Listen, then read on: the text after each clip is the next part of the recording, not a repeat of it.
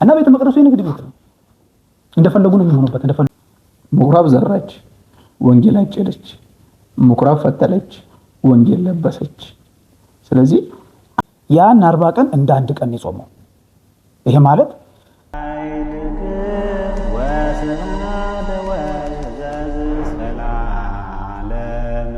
በስመ አብ ወወልድ ወመንፈስ ቅዱስ አሐዱ አምላክ አሜን።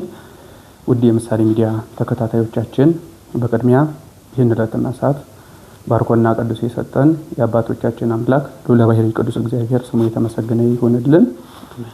እንደ አምላካችን መልካም ፍቃድ ከባለፈው ሳምንት ጾሙን ምክንያት አድርገን ስለ ጾመ ኢየሱስ፣ ስለ ጾመ 40 ጾሙ ምንን ይመስላል፣ ለምን ተጾመ የሚሉትን ጥቂት ውይይቶችን በዚሁም ደግሞ ከዕለቱ የመጀመሪያ ሳምንት የሆነችውን ቅድስትን በምን አይነት መንገድ ትከበራለች፣ ቅዱስ ያሬድ በምን አይነት መንገድ አመጣት፣ ቅድስትን ለምን ስያሜ ተሰጣት የሚለውን ከብዙ በጥቂቱ ተወያይተናል፣ ተማምረናል።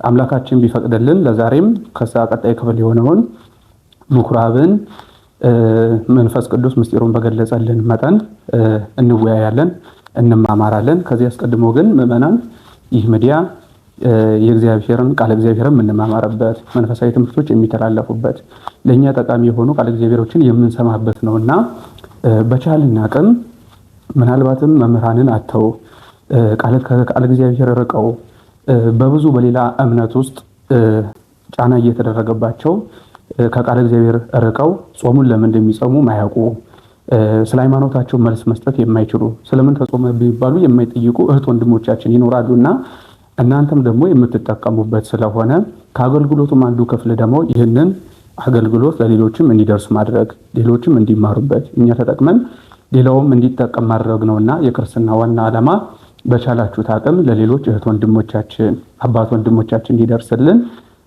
እንድታስተላልፉልን፣ ለሁሉም ሼር እንድታደርጉልን፣ ሰብስክራይብ ሚዲያውንም እንድታደርጉ በእግዚአብሔር ስም መልእክታችንን ለማስተላለፍ እንወዳለን። አምላካችን እንደረዳን ቅድም እንደተናገርነው ዛሬ ምኩራብን አንስተን በምኩራብ ውስጥ ያሉትን ነገሮች ለማንሳት እንሞክራለን። ከዚህ አስቀድሞ ራሴን ለማስተዋወቅ ያህል ስሜ ዲያቆን ብንያም ቀለመወርቅ እባላለሁ። ከአጠገቤም ወንድሜ ይገኛል። እሱም ስሙን አስተዋውቆልን ወደ ዛሬ ውይይታችን እናልፋለን። እሺ፣ አመሰግናለሁ። እግዚአብሔር ይስጥልን። ያው እንደምታውቁት እኔ ዲያቆን ብሩክ ውቤ እባላለሁኝ። በባለፈው ሳምንት ውይይታችን በነበረን ወቅት አጠቃላይ ስለ ጾም ትርጓሜ፣ ከዛም በኋላ ስለ ቅድስት፣ ቀጥሎ ደግሞ በቅድስት በዕለተ ሰንበት ቅድስት በተባለችው ዕለተ ሰንበት የሚነበበውን ወንጌል አንስተን እግዚአብሔር በረዳንና እሱ በፈቀደ መጠን በተወሰነ መልኩ ልንወያይና ልንነጋገር ችለን ነበረ። ዛሬም ደግሞ ልክ በዛው ሂደት በዛው መልኩ ስለ ምኩራብ አሁን ደግሞ ይዘነው ወይ ደግሞ የሚቀጥለው ሳምንታችን ወይ ደግሞ ከዚህ ጀምሮ የሚኖረን ሳምንት ምኩራብ እንደመሆኑ መጠን ደግሞ ስለ ምኩራብና በውስጡ ያሉት ደግሞ ሌሎች ስለ ጾም ትምህርቶችን በዛሬው ውይይታችን ለመዳሰስ እንሞክራለን። እንግዲህ እንደምታውቁ ባለፈው ለማንሳት እንደሞከርነው ባለፈው ሳምንት አጠቃላይ ስለ ጾም ነው የተነጋገርነው። አሁን ደግሞ እስቲ ጌታችን ኢየሱስ ክርስቶስ እንደምታውቀው ጾሙን የጾመው 40 መዓልትና 40 ሌሊት ነው።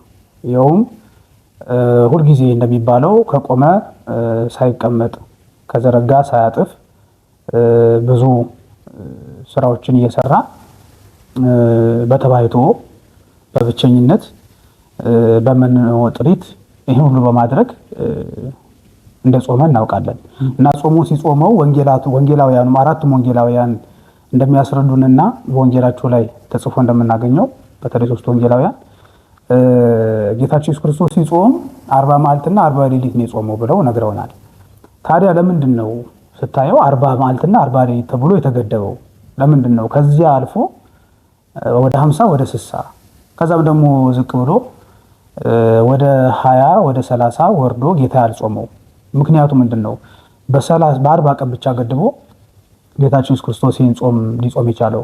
ቤተክርስቲያናችን ሊቃውንቱ ስለዚህ ጉዳይ የሚያስተምሩን የሚነግሩን ምንድን ነው ማብራሪያውና የቤተክርስቲያን አስተምሯ በዚህ በጌታችን ኢየሱስ ክርስቶስ 40 ቀን በመጾሙ? በጣም ጥሩ ጥያቄ ነው ያነሳኸው። ብዙም ጊዜ በቤተክርስቲያናችን ላይ ምዕመናን የሚያነሱት ጥያቄ ነው። ትልቁ ነገር እዚህ ላይ መመልከት ያለብን ትልቅ ርዕሰ ጉዳይ ምንድነው የሚለውን ስናይ ጌታችን ኢየሱስ ክርስቶስ ከወዲህ ዓለም ወደዚህ ዓለም መምጣቱን ስናይ ምንም ቸርነቱን፣ ምሕረቱን፣ ፍቅሩን፣ ረድኤቱን የምንመለከትበት ቢሆንም ከዚያ ባለፈ ደግሞ አርአያውንና አብነቱን የምንመለከትበት ነው። ትልቁ ተመልክተው እንደሆነ ጌታችን ኢየሱስ ክርስቶስ ከወዲህ ዓለም ወደዚህ ዓለም መጥቶ በሰውነቱ የሰራቸውን ስራዎች ብታይ ለሰው ልጅ አርአያና አብነት የሚሆኑ ስራዎች ናቸው። ከነዚያም ስራዎች አንደኛውና የመጀመሪያ ጉዳይ ምንድነው የሚለውን ስናይ እቺ ጾመ 40 ናት። የመጀመሪያ ጾመ 40 የምንላት እቺ የሰው ልጅ አርአያና አብነት አድርጎ የሰራስ ጉዳይ ናት። ይህንንም ለመመልከት በማቴዎስ ወንጌል በምዕራፍ 4 ከቁጥር 1 ጀምሮ ያለውን ስንመለከት ወእምዝመ ወሰዶ መንፈስ ለእግዚእ ኢየሱስ ወጾመ 40 መዓልተ ወ40 ሌሊተ ፈቃዱ አነሳስቶት ወደ ገዳም ሄደ። ከሄደም በኋላ 40 መዓልትና 40 ሌሊት ጾመ የሚል አረፍተ ቃልን እናገኛለን። በዚህ ቃል ውስጥ አሁን ለጥያቄም እንዳነሳኸው አንተም ለምን ዝቅ ብሎ 38 39 ከፍ ብሎም ደግሞ 41 42 50 60 ያላደረገበት ምክንያቱ ምንድን ነው የሚለውን በጥቂቱ ለማየት እንሞክራለን። ቅድም እንዳነሳ ነው ጌታችን ከወዲህ ዓለም ወደዚህ ዓለም መምጣቱን አብነት ነው ፈጻሚ ፈቃድም ሆኖ ነው የመጣው። ሕግንና ኦሪያትን ለመፈጸም ነው የመጣው። ራሱን በወንጌሉ ሲናገር ተመልክተው እንደሆነ ምን ይላል? ይምሰልክሙ ዘመጻይቁ ሳሮሙ ለኦሪት ወለነቢያት፣ ኦሪትን ነቢያትን ልሽራቸው የመጣው አይምሰላችሁ እያለ ይናገራል። ከኦሪትና ከነቢያት ውስጥ የምናነሳቸው ብዙ ነገሮች አሉ። ከዚያ ውስጥ አንደኛዋና ትልቋ ርዕሰ ጉዳይ የሆነችው ኦሪትን 10 ቃላትን አላሳለፈም፣ አጽንቷታል። ለወንጌል የጀርባ አጥንት አድርጓታል። ለወንጌል መሰረት አድርጓታል። ከወንጌል ጋር ተያይዛ የምትነገር የሰው ልጅ እሷንና 10 ቃላትን እየጠበቀ 6ቱ ቃላተ ወንጌልን እየፈጸመ ገነት መንግስተ ሰማያትን እንደሚያወርሰው ቃል ኪዳንን ሰጥቷል። ስለዚህ ኦሪትና ነቢያትን ለመፈጸም ነው የመጣው። ከዚያ ውስጥ ያሳለፋቸው ጉዳዮች እንዳሉ ይታወቃል። ወደ ዝርዝር ሀሳብ ላለመግባት ነው። መስዋዕቱን ስንመለከተው በዚያ ውስጥ በኦሪት ውስጥ የነበሩትን አንዳንዶቹን ትምህርቶች ስናያቸው የሻራቸው አሉ፣ ከዚያ ውጪ ያጸናቸው አሉ፣ ያስቀጠላቸው ትምህርቶች አሉ እና ይህንንም ያደረገበት 40 ጾምን የጾመበትም ከዚህ ጋር ተያይዞ ነው። ይህንንም ለማየት በኦሪት ዘጸአት ምዕራፍ 34 ቁጥር 1 ጀምሮ ስናየው ሊቀ ነቢያት ሙሴ ጌታችን ልዑል እግዚአብሔር 2 የዕንቁ ጽላቶችን ከሰጠው በኋላ የዕንቁ ጽላቶች በተሰበሩበት ጊዜ ከእብነ በረድ ጽላትን እንዲሰራ አዘዞታል። ካዘዘውም በኋላ ያንን 10 ቃላት የሚጻፉባቸውን 2ቱን ጽላቶች በእብነ በረድ ለማዘጋጀት ወደ ምን ውጣ ነው ያለው? ወደ ደብረ ሲና ውጣ ብሎታል። ወደ ደብረ ሲና ከወጣ በኋላ ሙሴ እሊያን 10 ቃላቶችን በአምላክ ፈቃድ መንፈስ ቅዱስ አድሮበት ሰርቷቸዋል። ለጊዜው ለእስራኤላውያን መመሪያ እንዲሆኑ፣ ፍጻሜው ደግሞ እስከ ዘላለሙ ድረስ እስከ ዕለተ ምጽአት ለሚነሱ ምዕመናን መመሪያ ሕግ እንድትሆናቸው እሊያን 10 ቃላቶችን በሊያ በሁለቱ እብነ በረዶች ላይ ጽፎ አሳልፏል። ያን ሲያደርግ ከቁጥር 29 ላይ ስትመለከት ምን ይላል? ሙሴም በእግዚአብሔር ጋር ነበረ፣ አልበላም፣ 40 ቀንና 40 ሌሊትን አልበላም አልጠጣም። ከዚያ በኋላ ግን ወደ ምን ወረደ ይላል? ከደብረ ሲና ወረደ ይላል። ይሄ ስናየው ምንድን ነው የሚለውን ርዕሰ ጉዳይ ስናይ ሙሴ ኦሪትን የሰራው ምን አድርጎ ነው? 40 ጾምን ጾሞ ነው። ስለዚህ ክርስቶስም ደግሞ ዘላለማዊ ሕይወትን የምታድለውን፣ ዘላለማዊ ድህነትን የምትሰጠውን፣ ዘላለማዊ ማስተስረይን የምትሰጠውን ሕገ ወንጌልን ለመስራት ሲመጣ ምን አደረገ? 40 መዓልትና 40 ሌሊት ጾመ። እንደሚታወቀው እስራኤላውያን ብዙ አይነት ማንነት ያላቸው ህዝቦች ናቸው። ለሙሴ ሕግ የሚገዙ ናቸው። ለሙሴ ሕግ ቀናኢ የሆኑ ናቸው። የሙሴን ሕግ የሚፈጽሙ ህዝቦች ናቸው። በዚያኑ ደረጃ ደግሞ ጠንቃቃ ህዝቦች ናቸው። ጥያቄ የሚያበዙ ህዝቦች ናቸው። ተጠራጣሪ የሆኑ ህዝቦች ናቸው።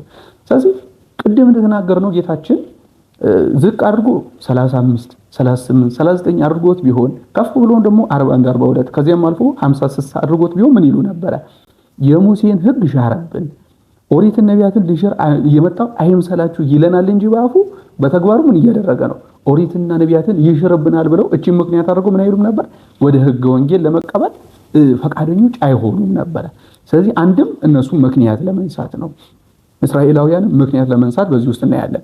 ሁለተኛው ነገር ደግሞ እዚህ ጋር ምንድነው የሚለውን ስናይ ፈጻሜ ፈቃድ መሆኑን ራሱ በመንፈስ ቅዱስ አሳድሮ ያናገራቸው ነቢያትን የተናገሩትን ቃል ለመፈጸም የመጣ መሆኑን ኦሪትና ነቢያትን እውነትም ለመሻር ሳይሆን ሊፈጽማቸው የመጣ መሆኑን ለማስረዳት 40 መዓልትና 40 ሌሊት እንደጾመ ከብዙ በጥቂቱ በዚህ ልክ እንረዳለን ማለት ነው። ብዙ የምናነሳቸው ታሪኮች ሊኖሩ ይችላሉ። በኦሪቱ ላይ 40 የጾሙ ብዙ ሰዎችን ልናገኝ እንችላለን። ከሰዓታችን አንጻር ግን በጥቂቱ ለማድረግ እስራኤላውያንም ለኦሪቱም ደግሞ መነሻ የምናደርገው ሙሴን ስለሆነ የሙሴን ታሪክ በጭሩ አንስተናል ማለት ነው። ትልቁ ግን እዚህ ጋር መረዳት ያለብን ክርስቲያኖችን መረዳት ያለባቸው ትልቁ ርዕሰ ጉዳይ ምንድነው የሚለውን ስናይ አንድ ሰው የሆነ ነገርን ለማድረግ የሆነ ነገር ለመፈጸም ትልቁ የመጀመሪያው ነገር ጾም መሆኑን ትረዳበታለህ። ጌታችን የመጀመሪያውን አብነት ያሳየን በዚህ ነው። ጾምን በመጾም ተጠመቀ ከዮሐንስ ዘንድ፣ ከዛ በኋላ ወዴትም አልሄደም።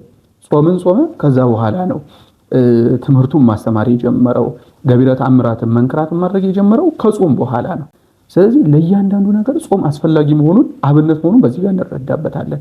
ዛሬም እኛ ምናልባት ለምንሰራው ስራችን፣ ለምንነግደው ንግዳችን፣ ለምንማረው ትምህርታችን፣ ለምንመሰረተው ትዳራችን፣ ለተለያዩ ነገራችን በሙሉ ጾምን እንደ መጀመሪያ መመሪያ ወይንም እንደ መጀመሪያ ደረጃ አድርገን ብንወስዳት ሁሉም ነገር የተሳካ እንደሚሆንልን በዚህ ውስጥ አብነቱንም እንመለከትበታለን ማለት ነው። ከዚያውም ባለፈ የሚያመጣቸው 5 ነገሮች አሉ። ጌታችን 40 መዓልትና 40 ሌሊትን በመጾሙ ያገኘናቸው 5 ጥቅሞች አሉ። እነዚያን ለማየት ያህል የመጀመሪያው ነገር ጥምቀትን አግኝተንበታል። ጥምቀት እንግዲህ እንደሚታወቀው ልጅነትን የምናገኝበት ወደ የማናዊ ግብር የምናልፈባት መሳሪያ ናት። ስለዚህ ጥምቀት አለ። ከዮሐንስ ዘንድ ተጠምቆ እኛም ደግሞ እንድንጠቀም አብነትና አራያ ሆኖናል። በሁለተኛ ደረጃ ተባህቶን እናገኛለን። ተባህቶ ከቃሉ እንደምንረዳው መለየት፣ ብህትውና፣ ብቸኝነትን የሚገልጽ ቃል ነው። ጌታችንንም በባለፈው ትምህርታችንን ተመልክተው እንደሆነ ከአራዊትና ከእንስሳት ጋር ነው የነበረው 40 መዓልትና 40 ሌሊት ከሰው ዘር ጋር አልተገናኘም። ስለዚህ ይህም አብነት ነው። ጾምን ሲጾም ባለፈው እንዳነሳ ነው ምናልባት ወደ በረሃ መሄድ ላይኖርብን ይችላል። ከሰው መለየት ላይኖርብን ይችላል። አኗኗሯችን፣ ባህላችን በዓለም ውስጥ ነው ያለነው። ማይበራዊ ጉዳዮች ይኖራሉ፣ ስጋዊ ፈቃዳችን ይኖራሉ፣ ብዙ አይነት ነገሮች ሊኖርብን ይችላሉ። መለየት ላይኖርብን ይችላል ከዓለም። ባንለይም ግን በቂም ባለመሆን፣ በበደል ባለመሆን፣ በክፋት ባለመሆን፣ በኃጢአት ባለመሆን ይህንን ጾም መጾም እንዳለብን ሲያስረዳ ብቸኝነት መለየት የሚለውን እሱ ከሰው እንደተለየ ሁሉ እኛም ከኃጢአት መለየት እንዳለብን ከሰዎች ጋር ያለብንን ቂም በቀልን አራግፈን ይህን ጾም መጾም እንዳለብንም በዚህ ውስጥ አካቶ አስተምሮን እናገኛለን ማለት ነው። በሶስተኛ ደረጃ ምንኩስናን እናገኝበታለን። ጌታችን እንደሚታወቀው በድንግልና የኖረ ነው፣ ድንግልናን ያስተማረ ነው። በድንግልና ውስጥ እኛም ዛሬ ላይ የህሊና ድንግልና የሚባለው ነገር እንደሚያስፈልገን ያስተምረናል። ከኃጢአት በመለየት ውስጥ፣ ከበደል በመለየት ውስጥ፣ ከአፋዊ ግብር በመለየት ውስጥ መኖር እንዳለብን ይህንን ጾም በዚያ መንገድ መጾም እንዳለብን ሲያስረዳ ምንኩስናንም በሶስተኛ ደረጃ አስተምሮን በዚህ ጾም ውስጥ እናገኛለን ማለት ነው። በአራተኛ ደረጃ ተአምኖ ኃጣው የምትባለውን እናገኛለን። ተአምኖ ኃጣው በሌላ አገላለጽ ለመግለጽ ያህል ንስሐ የምንላት ራስን ዝቅ ማድረግ፣ በኃጢአት ነኝ፣ በበደል ነኝ፣ በክፋት ነኝ ማለትን አስተምሮናል። እንግዲህ እሱ እንደሚታወቀው ንጹህ ነው፣ ንጹህ ባህሪ ነው። የተዋሃዶ ስጋ ምን የነበረ ነው? ቀድሞ አዳም በገነት የለበሰው ነፃ ጠባይ ያላደፈበትን ስጋ ነው የተዋሃደው። ኃጢአት የለበትም። ቅዱስ ዳዊትም ይናገራል አይደል? ተወለቁ ምስለ ጊጉያን፣ እንደ በደለኛ ተቆጠረ፣ እንደ ኃጢአተኞች ተቆጥሮ ተአምኖ ኃጣውን አደረገ ስንል ኃጢአት በደል ኖሮበት አይደለም፣ ለኛ አብነት ሊሆነን ስለፈለገ ነው። ስለዚህ ዛሬም ላይ እኛ ያለብንን ኃጢአታችንን ከንስሐ አባቶቻችን ጋር በምክረ ካህን በፈቃደ ካህን መኖር እንዳለብን ሲያስረዳን ተአምኖ ኃጣው የምትባለውን ነገር በአራተኛ ደረጃ ሰርቶልን እናገኛለን። በአምስተኛና በመጨረሻ ደረጃ ደግሞ ከዊነ ሰማዕት የምትባለውን ሰርቶልን እናገኛለን። ከዊነ ሰማዕት ማለት እንግዲህ ምንድን ነው የሚለውን ስናይ ጌታችን እንደሚታወቀው ወደዚህ ዓለም የመጣው የሰው ልጅን ኃጢአት ለመሻር ነው፣ ለመደምሰስ ነው፣ ወደ ቀደመ ክብራችን ለመመለስ ነው፣ ልጅነታችንን ለማስመለስ ነው፣ ከኃጢአት ከዲያብሎስ ቁራኝነት እንድንላቀቅ ነው። ነገር ግን በዚህ ሁኔታ ውስጥ ሊያድነን መጥቶ የሆነው ነገር ምንድን ነው? ከዊነ ሰማዕት ነው የሆነው። በጲላጦስ ፊት ለፍርድ ቆሟል። ስለዚህ እኛም ዛሬ ላይ ይህን ጾመ 40 የምንጾም ሰዎች፣ የጌታን ጾም የምንጾም ሰዎች፣ ቤተክርስቲያን የምታዘዘንን ጾም የምንጾም ሰዎች፣ የራሳችንም የግል ጾም የምንጾም ሰዎች ከሰይጣን የሚመጣብንን ፈተና ስጋዊ ፈቃዳችን የሚያመጣብንን ፈተና ይቺ የማትታየዋ ነፍሳችንን ለማክበር የሚታየው ስጋችንን በሰማዕትነት ማሳለፍ እንዳለብን፣ ፈቃዱን መግታት እንዳለብን፣ የተለያዩ ነገሮችን ማከናወን እንዳለብን፣ የሰይጣንን ፈተና ድል መንሳት እንዳለብን ሲያስተምረን በዚህ በጾመ አርባ ውስጥ እሊን ሁላ ነገሮች አካቶን እናገኛለን ማለት ነው። ከብዙ በጥቂቱ እኔ ጋር ያለው ሀሳብ ይህን ይመስላል። የምትጨምረው ሀሳብ እዚህ ላይ ካለ ሀሳቡን ወደ አንተ ልውሰደው። አዎ ቃሉ ተሰማል። በመጀመሪያ አብዛኛዎቹን ሀሳቦችና ትንታኔዎች በደንብ አድርገህ አንተ አንስተዋል፣ አብራርተዋል። የተወሰኑት ብቻ ነው የተወሰነች ነገር ብቻ ነው እዚህ ላይ ለመጨመር ሞክረው። እኔ እንዳልከው ጌታችን ኢየሱስ ክርስቶስ መጾሙ ሰው መሆኑም አብነት ሊሆነን ነው። ለብዙ ነገሮቻችን አብነት ሊሆነን ነው። በትርጓሜያችን ላይ እንደተቀመጠው ወሆሮን እግዚእ ለአምስት ግብራት ጌታችን ኢየሱስ ክርስቶስ 5 ስራዎችን ሰርቶ ስሩ ብሎናል ያለውን የጠቀስካቸው 5ቱ ግብራት ናቸው። እና ከነዚህ 5 ስራዎቹ መካከል አንደኛው ማለት በሁለተኛ ደረጃ የተቀመጠው የመጀመሪያው ጥምቀት ነው። በሁለተኛ ደረጃ ደግሞ የተቀመጠልን ተባሕቶ የሚለው ነው። ያው ተባሕቶ ብቸኝነት ነው፣ በብቸኝነት መኖር ነው። እና ታዲያ ምንድነው በተባሕቶ ጌታችን ኢየሱስ ክርስቶስ የሰራውና ያከናወነው የፈጸመልን ነገር የሚለውን ስታይ 40ውን ቀን እንደ አንድ ቀን አድርጎ መጾም ወይ ደግሞ በትህርምት መኖር ተባሕቶ ተብሎ ተተርጉሟል። እዚህ ላይ በጣም ብዙ መንፈሳዊ እንደገና ደግሞ ዓለማዊም ቁም ነገርን ያስጨብጠን ስንኖር በዚህ ምድር ላይ እንዴት አድርገን መኖር እንዳለብን አስተሳሰባችንና እይታችን ምን ላይ ማተኮር እንዳለበት የሚገልጽ ነው። ምክንያቱም ተመልከተው ተባሕቶ ማለት 40ውን ቀን እንደ አንድ ቀን አድርጎ መጾም ወይ ደግሞ በትህርምት መኖር ተባሕቶ ተብሏል። ቅድም እንደጠቀስነው ጌታችን ኢየሱስ ክርስቶስ የጾመው 40 ቀንና 40 ሌሊት ነው ብለናል።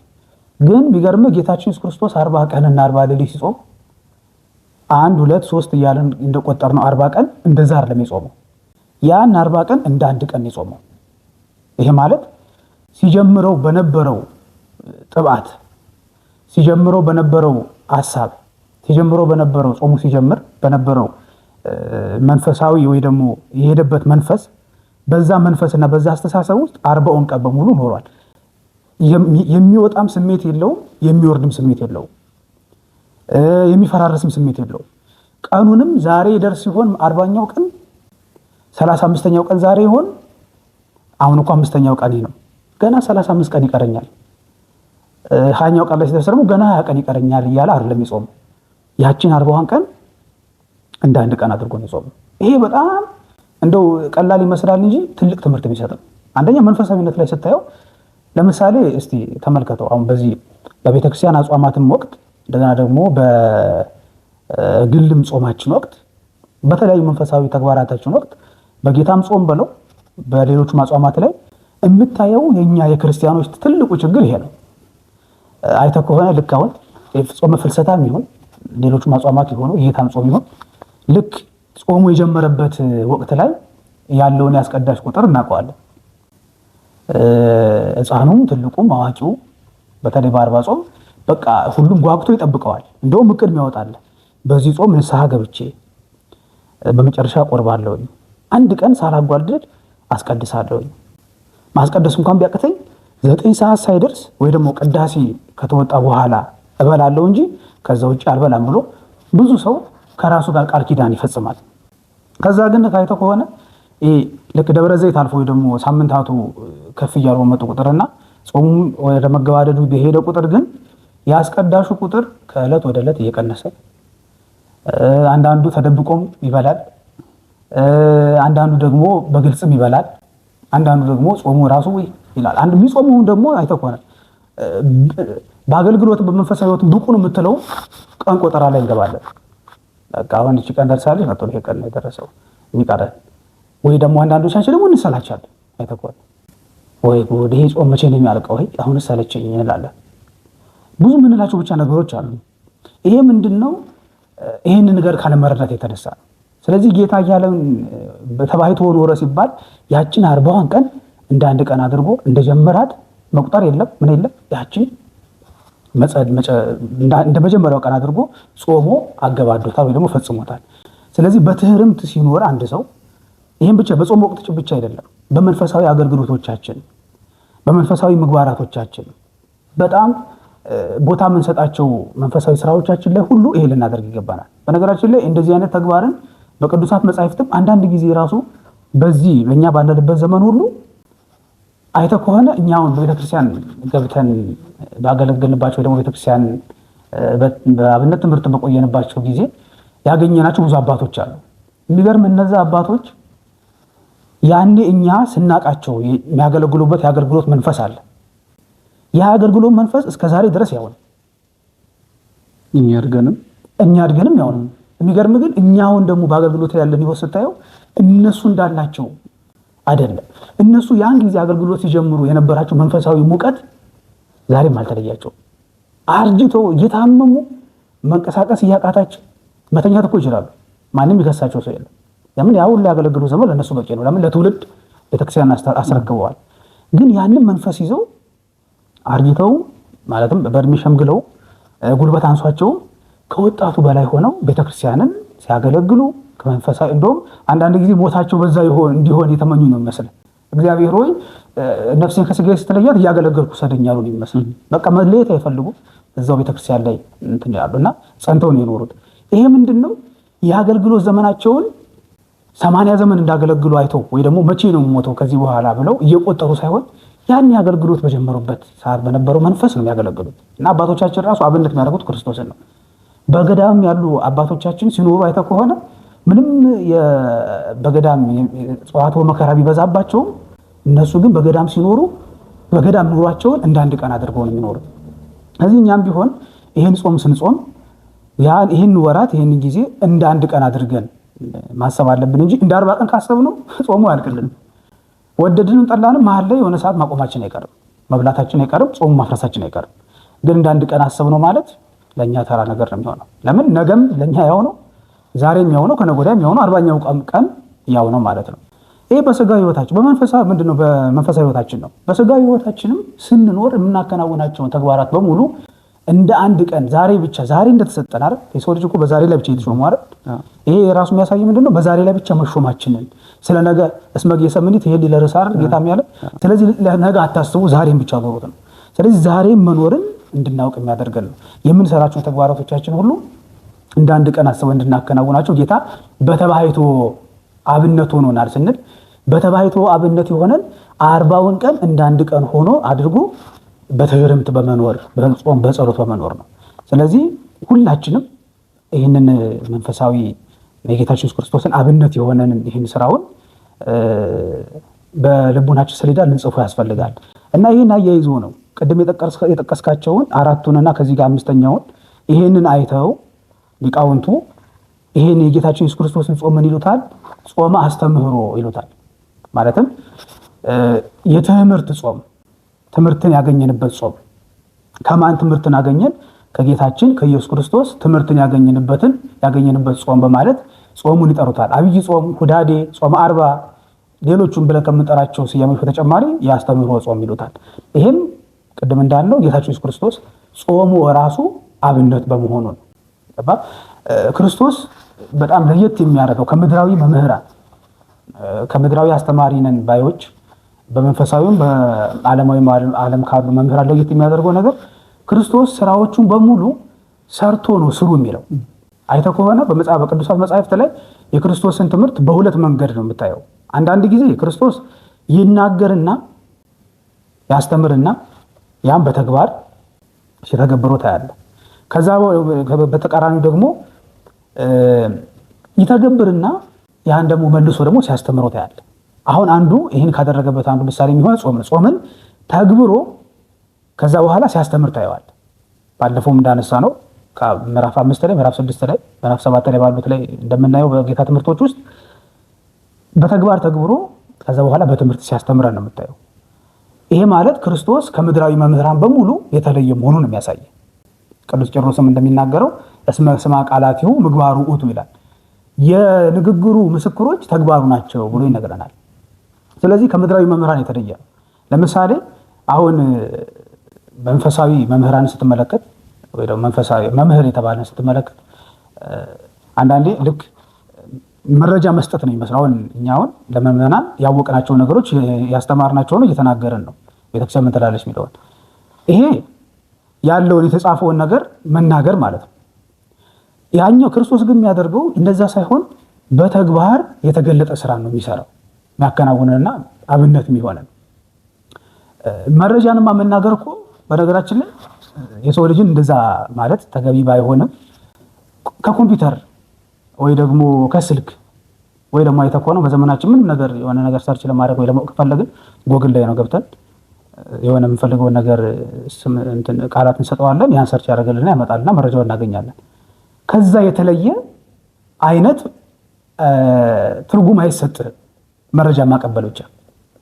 ምክንያቱም ያም መረጃ ይሰጣል የተጫነበትን ነገር መልሶ ይሰጣል እና ከዛ የተለየ አትሆንም። ከኮምፒውተር ወይ ደግሞ ከአንድ ቴክኖሎጂ የተለየ አትሆንም። ያም የተናገረው ያስቀመጥክበትን ነገር መልሶ እያወጣ ይነግርሃል፣ ያስተምርሃል ማለት ነው። ይሄ ማለት እንዲመሰለ በተግባር አለመኖር ማለት ይሄ ነው።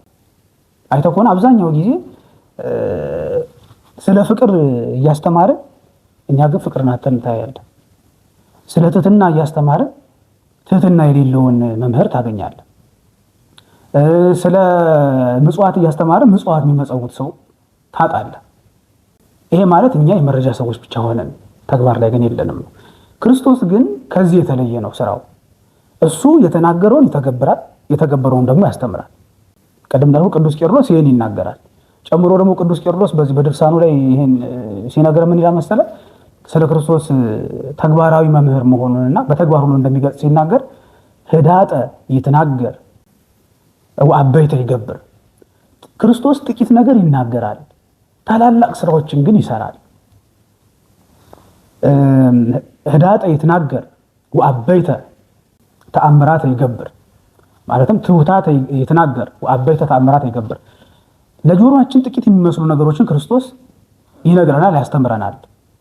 ከዛስ ታላላቅ ተአምራቶችን ግን ያከናውናል ብሎ ይናገራል ስለ ክርስቶስ። ከዛ ስለኛ ደግሞ መልሶ ይነግረናል። እኛ ግን ይላል ቅዱስ ቄርሎስ ወንህነሰ ብዙሃን ትናገር ከመንገብር፣ እኛ ግን ብዙ እንደምንሰራ ከመስራታችን በፊት ስለምንሰራው ነገር ብዙ እናወራለን፣ ብዙ እንናገራለን። ወህዳጠ ገቢረ ኢንክል፣ ጥቂቷን እንኳን ማከናወን አይቻለንም ይላል። ይሄ ስታየው እውነት ነው። አብዛኛው ጊዜ በዚህ ዓለም ያለን ሰዎች ከስራችን ይልቅ ወሬያችን ነው የሚበዛው። አንዳንድ ጊዜ ብዙ ስብሰባዎች እኮ አይተህ ከሆነ ከውጤታቸው ይልቅ ያወሩት ነገር በጣም ብዙ ነው። ከስራቸው ይልቅ ያወሩት ነገር ብዙ ነው። አውርተው የተገበሩትንና እንደገና ደግሞ ያወሩትን ነገር ብመዝነው በጣም ቀሎብን የምታገኘው። ይሄ ማለት የኛ ባህሪያችን ነው። ክርስቶስ ግን እንደው በነገራችን ላይ ብዙ ጊዜ ውጤታማ የሚሆኑ ሰዎች የሚባሉት ብዙ የማያወሩ ጥቂት አውርተው ጥቂት ያወሩትን ነገር ግን በተግባር እየሰሩ የሚሰሩትን ተግባራቸውን ግን እያረሙ እያስተካከሉ እያቀናጁ ብዙ ነገር እየፈጠሩ የሚጨመረውን እየጨመሩ የሚቀነሰውን እየቀነሱ የሚኖሩ ሰዎች በህይወታቸው ላይ ትላልቅ ለውጥ የሚያመጡት በዓለም ላይም ተጽዕኖ የሚፈጥሩ ሰዎች አይተህ ከሆነ በጥቂቱ ተናግረው ብዙ የሚሰሩ ሰዎች ናቸው። የሚያወራ ሰው ግን በንግግሩ ላይ ስለሚቀር ስራው ለውጥ አያመጣም በህይወቱ። ቅዱስ ዳዊትም በመዝሙሩ ነግሮናል። ብእሲ ነባቢ እያረት በዲበ ምድር፣ በምድር ላይ ዝም ብሎ የሚያወራ ሰው ወረኛ የሆነ ሰው ምንም በጎ ስራን አይሰራም፣ ያከናወነው ነገር ጥቂት ነው ብሎ ቅዱስ ዳዊት ይናገራል። ስለዚህ እኛ ህይወታችን ይሄ ነው። ስለምንሄድበት እናወራለን ግን አንሄድም። የዛሬ ዓመት ወንድነው በዚህ ጊዜ በዚህ ሰዓት እንደዚህ ጊዜ አደርጋለሁ እንልና እቅድ እናወጣለን። ያን እቅዳችንን በየቦታው በየሰፈሩ ለጓደኛችን ለምናችን ከዛ እናወራውና ያ ነገር ንግግራችን ላይ ይቀራል። ምንም ሳተገበረው ጊዜያችንና ዘመናችን ያልቃል። ክርስቶስ ግን እንደዛ አይደለም። ጥቂት ይናገራል፣ ብዙ ስራዎችን ይሰራል። ከዛ ቅዱስ ቄርሎስ ስለዚህ ምሳሌ አድርጎ ቅዱሳት መጻሕፍት ላይ ያነሳ ይሄንን ይነግረናል። ጥቂት ተናግሮ ብዙ እንደሰራ ማለት ነው። ሰፋ ያሉ ናቸው። እነዛን ለመጥቀስ ያህል ጥቂቶቹ ለመጥቀስ ያህል ክርስቶስ እኔ የዓለም ብርሃን ነኝ ብሎ ተናግሮ ነበር። ከዛ በፊት ግን እኔ ክርስቶስ መንገድ ነኝ ብሎ ነበር ይላል። ክርስቶስ መንገድ መሆኑ በምን አሳየ? በተግባር ምን አድርጎ? እግር የሌለውን አንካሳውን ያንን ሽባውን ሰው በእግሩ ረድቶ ቀንቶ እንዲሄድ እግርን ሰጥቶ ያ ሽባ በመንገድ እየተመላለሰ ለክርስቶስ ስራ ክርስቶስ መንገድ መሆኑን በስራው ክርስቶስ ገለጠ ብሎ ይነግረናል። ከዛ ሁለተኛ ደግሞ በዮሐንስ ወንጌል ላይ የተጻፈው እንዘሃሎኩ ውስተ ዓለም አነ ውእቱ ብርሃኑ ለዓለም፣ በዚህ ምድር ላይ እስካለው ድረስ ወይ ደግሞ በዚህ ምድር ላይ እኔ የዓለም ብርሃን ነኝ ብሎ ክርስቶስ ተናግሮ ነበር። ብርሃንነቱ በምን አሳየ? በስራ ከእናቱ ማህፀን ጀምሮ እውሩ ነው የተወለደ። ያንን እውሩ ተወልደ ለዓይኖቹ ብርሃንን ሰጥቶ ፈጣሪ መሆኑንና የዚህ ዓለም ብርሃን መሆኑን ዘእውሩ ተወልደን ብርሃን ሰጥቶ የዓለም ብርሃን መሆኑ ክርስቶስ አስመሰከረ። ክርስቶስ ተናገረ። በስራው ምስክር ሆኖ ማለት ነው። እስመ ስማ ቃላቲሁ ምግባር ውእቱ ማለት ስራው ምስክር ሆኖ ማለት ለንግግሩ ይሄ ነው። ከዛስ በሶስተኛ ደረጃ ክርስቶስ ምን አደረገ? እኔ በትር ነኝ ብሎ ተናግሮ ነበር ይላል ቅዱስ ቄርሎስ። ያንን በምን አሳየ? በማቴዎስ ወንጌል ምዕራፍ 8 ላይ እንደምናየው አጋንንት ያደሩባቸው እነዛ ሰዎች ምን አሉት? ክርስቶስን የሕያው የእግዚአብሔር ልጅ ኢየሱስ ክርስቶስ ሆይ ጊዜያችን ሳይደርስ እኛ ልታጠፋን ነውን? ብለው አጋንንት ልክ በዱላ እንደሚቀጠቀጡና እንደሚደበደቡ ሆነው ያንን ነገር እየተናገሩ ለክርስቶስ አጋንንት ሳይቀር እንኳን ምስክር ሆኑት። አይታለው በዮሐንስ ወንጌልም በሌሎቹ ወንጌላትም ላይ ክርስቶስ ምን ብሎ ተናግሮ ነበር? እኔ ህብስት ነኝ የህይወት እንጀራ ነኝ ብሎ በዮሐንስ ወንጌል ነግሮናል። የህይወት እንጀራ መሆኑ ክርስቶስ በምን አሳየ? ከ5000 ለሚበልጡ ይህን ደግሞ ስራውን ማቴዎስ ላይ 2 ጊዜ እንደሰራው ይነግረናል። ለነዛ ህዝብ ከ5000 ለሚበልጡ ህዝቦች 5 ዓሣንና 2 እንጀራን አበርክቶ አብልቶና አጠጥቶ ህብስት መሆኑ ነገረ። ክርስቶስ እኔ የወይን ሐረግ ነኝ ብሎ አስተምሯል በዮሐንስ ወንጌል ላይ አይደል? የወይን ሐረግ መሆኑን ወይ ደግሞ ወይን መሆኑን በምን አሳየን? በቃና ዘገሊላ ውሃውን ወደ ወይን ቀይሮ ክርስቶስ ይሄ ስራው ይሄ ንግግሩ ምን ሆነው ምስክር ሆነው ማለት ነው። ክርስቶስ እኔ ህይወት ነኝ ብሎ ተናግሮ ነበረ። ህይወትነቱን በምን አወቅን? የአራት ቀን ሬሳ አልዓዛርን፣ የዕለት ሬሳ ወልደ መበለትን፣ ወለተ ኢያኢሮስን ከሙታን አስነስቶ ክርስቶስ ብርሃን ማን ህይወት መሆኑን ለዓለም ሁሉ ምግባሩን አስቀድሞ ንግግሩን አስቀድሞ ለዛ በምግባሩ ምስክር አድርጎ ሲያስተምረንና ሲሰራታ ያለ። ስለዚህ አሁንም ጾምን ሲጾም ክርስቶስ እኔ እንደ ጾምኩ እናንተ ጾሙ ነው። ምክንያቱም ለምን መሰለ? ክርስቶስ ምንም የሚጨምርለት ነገር የለም። መጾሙ፣ መጠመቁ፣ በድንግልና መኖሩ፣ ታምኖ ኃጣው ምን ከዊነ ሰማያት የምንለው ነገሮች በሙሉ ለክርስቶስ ምንም የሚጨምሩለት ነገር የለም፣ የሚቀንሱበትም ነገር የለም። እነዚህ ሁሉ ነገሮች ቅድም መግቢያ ላይ አንተ እንዳነሳ ለእኛ አብነት እንዲሆነን እኛ እንድንጠቀምበት እኛ እንድንሰራበት እኛ ይሄንን አይተን ክርስቶስ ይሄን አድርጓል አይደል? ለካ ይሄን ያደረገው እኛም እንድናደርገው ነው። ለምን? እሱ ምንም ያጣ አይደለምና፣ እሱ ምንም የሚጎልበት አይደለምና።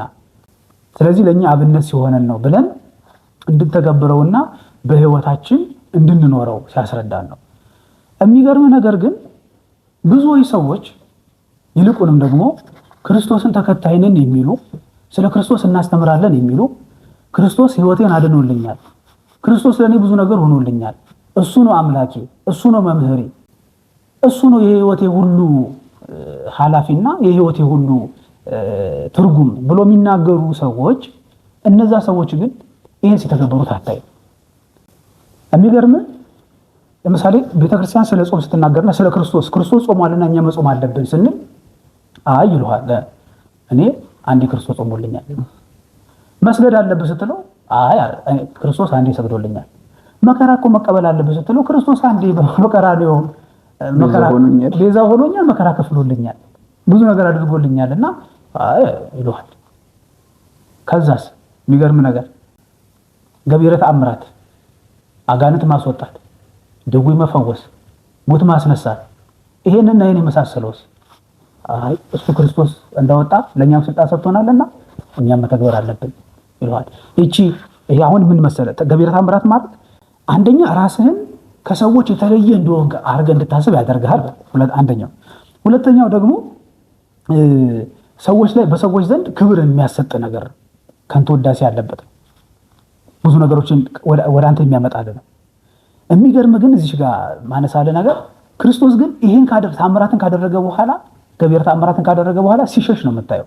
ለምሳሌ ህብስቱ እንጀራና አሳን አበርክቶ ካበላ በኋላ እናነክሳለን ብለው ሊይዙ ሲሉ ተሰወራቸው ይላል፣ ሸሻቸው ይላል። ሐዋርያት ሂዱ እናንተ በታንኳ ብሎ እሱ ሲሸሻቸው ታያለ። እነዚህ ሰዎች ግን ክርስቶስን እንሰብከዋለን የሚሉ ሰዎች ግን ምን እንደሚያደርጉት ይሄን ጉዳይ ጥሩ ነው ለኛ ያስፈልገናል። ሌላውን ጉዳይ ግን ከራሳቸው ገሸሽ ሲያደርጉት ያለ በጸጋው ድነናል፣ አንዴ ሞቶልናል፣ እኛ መከራ ያስፈልገን እያሉ ሲናገሩት ያለ ይሄ ካለማወቅ የመነጨ ነው። እግዚአብሔር ልቡና ይስጣቸው። ከዚህ ውጭ የምንላቸው ነገር የለም። ስለዚህ ክርስቶስ ግን ተግብሮ ሰርቶ ስሩ፣ አስተምሮ አይደል? እሱ ራሱ አስተምሮ እኮ ነው ሐዋርያትን ሄዳችሁ አስተምሮ ያላቸው። እሱ ራሱ ሞት አስነሱ እነሱን ያላቸው። እሱ ራሱ ጾሙ ነው እነሱ ጾሙ ያላቸው። እንደውም አትደሰቱ ይላል እኮ አይደል? በሉቃስ ወንጌል ስትመለከተው እኮ ሰባርዴት እኮ አጋንንት ወይ ብሎ ወግዚኦ አጋንንት ይገረሩ ደነ በስመ ከባሉት ጊዜ አጋንንት በስመ ወጡልን ብሎ ደስ ባላቸው ጊዜ ምንድን ነው ያላቸው? ወይ ቤሎሙ ርኢከ ወደ ሰይጣን ከመብረቅ ወርቀም ሰማይ፣ ሰይጣን ከሰማይ በመብረቅ ሲወድቅ አየሁት፣ እንደ መብረቅ ሲወድቅ አየሁት ይልና በዚህ መደሰት እንደሌለባቸው አጋንንት ወጡልን ብለው ይልቁንስ ስማችን በልበ ሥላሴ በእግዚአብሔር ማህደር ተጻፈ ብሎ መደሰት እንዳለባቸው እኮ ራሱ ይናገራል። የሚገርም ነው። ይሄን ካለማንበብ እነሱ ችግራቸው ምን መሰለህ? የሚፈልጉትን ብቻ ነው የሚያነቡት፣ ሙሉን አያነቡትም። ሙሉ መረዳት የላቸውም። እቺ የሆነች ብቻ ለነሱ የሚጠቅማቸውን ብቻ ይዘው መሮጥ ብቻ ገንዘባቸው ስለሚያደርጉ ነው እንጂ ቢያነቡት ኖሮ ይልቁንስ ምንድነው ያለው ክርስቶስ ራሱ ስማችሁ በልበ ሥላሴ ወይ ነው በእግዚአብሔር ዘንድ መጻፉ ነው ሊያስደስታችሁ የሚገባው ብሎ ነግሮናል።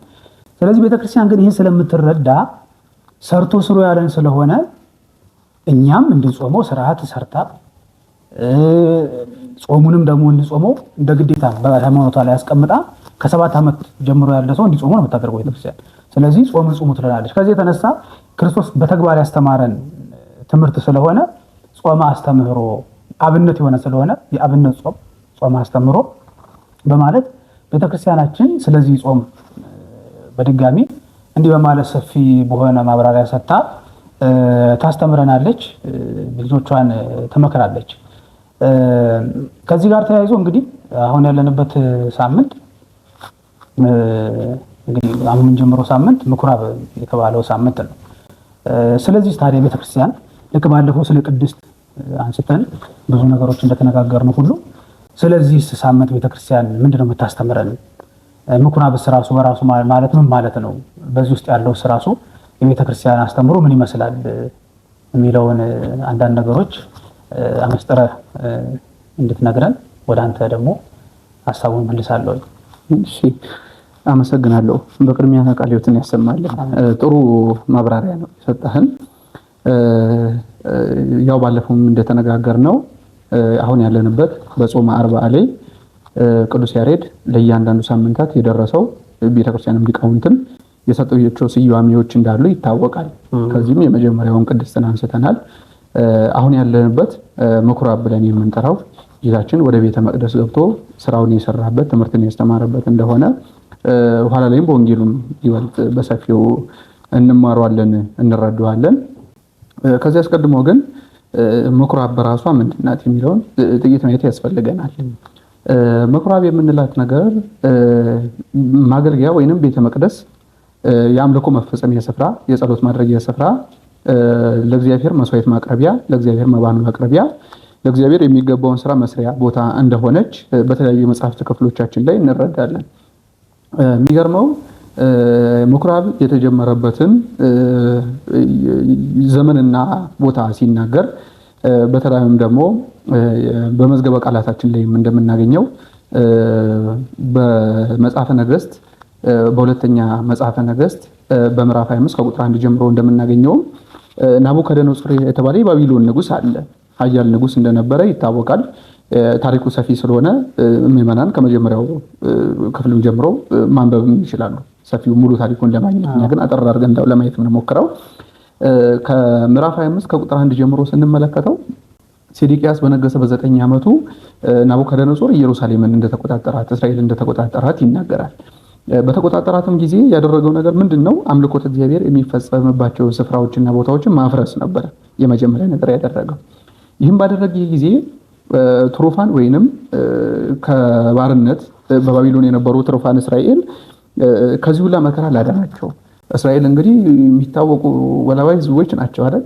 አንድ ጊዜ ወደ ህግ ጣዖት፣ አንድ ጊዜ ወደ ህግ እግዚአብሔር፣ መከራ በመጣችባቸው ጊዜ እግዚአብሔርን የሚከተሉ በተደላደሉ ጊዜ ደግሞ ወደ ሕገ ጣዖት የሚሄዱ ህዝቦች ናቸው በተለያዩ ታሪኮቻቸው ላይ እንደምናገኘው። እና በዚህም ጊዜ ያደረጉት ነገር ምንድነው? ለእግዚአብሔር ከዚህ ላወጣቸው ለእግዚአብሔር ያዳናቸው ለእግዚአብሔር እንዲተርፉ ላደረጋቸው እግዚአብሔር መሰዊያ ቦታ ማዘጋጀት እንዳለባቸው አሰበውም ያንን ምኩራብ መስራት እንደጀመሩ የቤተክርስቲያናችን የመጽሐፍ ቅዱስ መዝገበ ቃላት በሰፊው ይነግረናል። ይህንን ካየን ዘንድ ምኩራብ በራሷ ምንድናት የሚለውን ነገር ስናይ ቅድም እንደተናገርነው የመጀመሪያው ጥቅሟ አምልኮተ እግዚአብሔር ስመ እግዚአብሔር መጠሪያ መሆኗ ነው። አምልኮተ እግዚአብሔር ስግደትን፣ ጾምን፣ ጸሎትን የሚደረግባት ቦታ መሆኗ ነው። ለዚህም ማሳያም የሆነ በዜና መዋዕል ቀዳማዊ በምዕራፍ 16 ቁጥር 19 ላይ ስትመለከት ለስሙ የሚገባውን ክብሩን አምጡ፣ በቅዱሱም ስፍራ ለእግዚአብሔር ስገዱ እያለ ይናገራል። ይሄ የተቀደሰ ስፍራ ምንድን ነው የሚለውን ለመረዳት ስንሞክር ምኩራብ ወይንም ቤተ መቅደስ መሆኑን እንረዳለን። የእግዚአብሔር ስም የሚጠራው እንግዲህ በቤተ መቅደስ ነው ወይንም በምኩራብ ነው ሊሆን የሚችለው።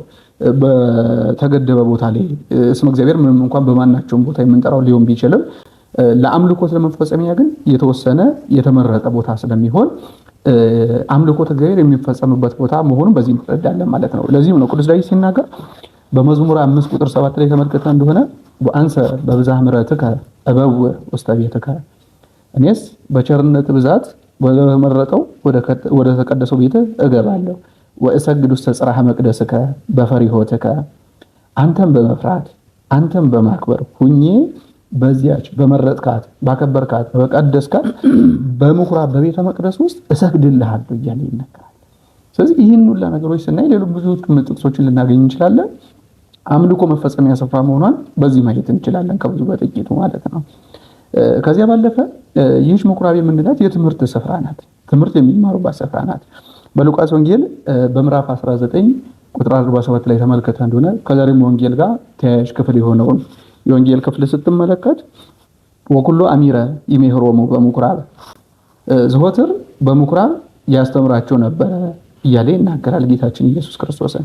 በሌላም የወንጌል ክፍል ተመልከተ እንደሆነ በሐዋርያት ሥራም ተመልከተ እንደሆነ ሐዋርያት በሊ በምኩራብ እየገቡ ያስተምሩ እንደነበረ፣ የማስተማሪያ ስፍራ እንደሆነች፣ መዝሙረ ዳዊት የሚነበብባት፣ ዝማሬ የሚቀርብባት፣ ምስጋና የሚቀርብባት፣ የነቢያት መጻሕፍት የሚነበቡባት፣ የሚተረጉቡባት፣ የሚማሩባት ስፍራ መሆኗን ከብዙ በጥቂቱ መረዳት እንችላለን ማለት ነው። ከዚህ ተያይዞ ይህች ምኩራብ በተለይም ደግሞ የኦሪቷ ምኩራብ ለሐዲስ ኪዳን መሰረት ወይንም ምሳሌ አርአያብነት ሆና እናገኛታለን። የቤተ ክርስቲያናችን የሀገራችን ሊቅ የሆነው አባ ጊዮርጊስ ዘጋስጫ በገድሉ ላይ ስንመለከት ዛሬ ላይ እንደምናነሳቸው ቤተ እስራኤላውያን ወይንም አይሁድ የሚባሉ በተለያዩ ጊዜ የመንፈቅና ትምህርትን ለማስተማር ወደ ተለያየ አካባቢ እንደሚሄዱ ይታወቃል። ከመጡባቸው ሀገራቶች አንዱ ኢትዮጵያ ነበረች እና በመጡ ጊዜ በኢትዮጵያ ላይ ክርክርን ለመቅጠም ከንጉሱ ጋር ጥያቄ አቅርበው ነበረ።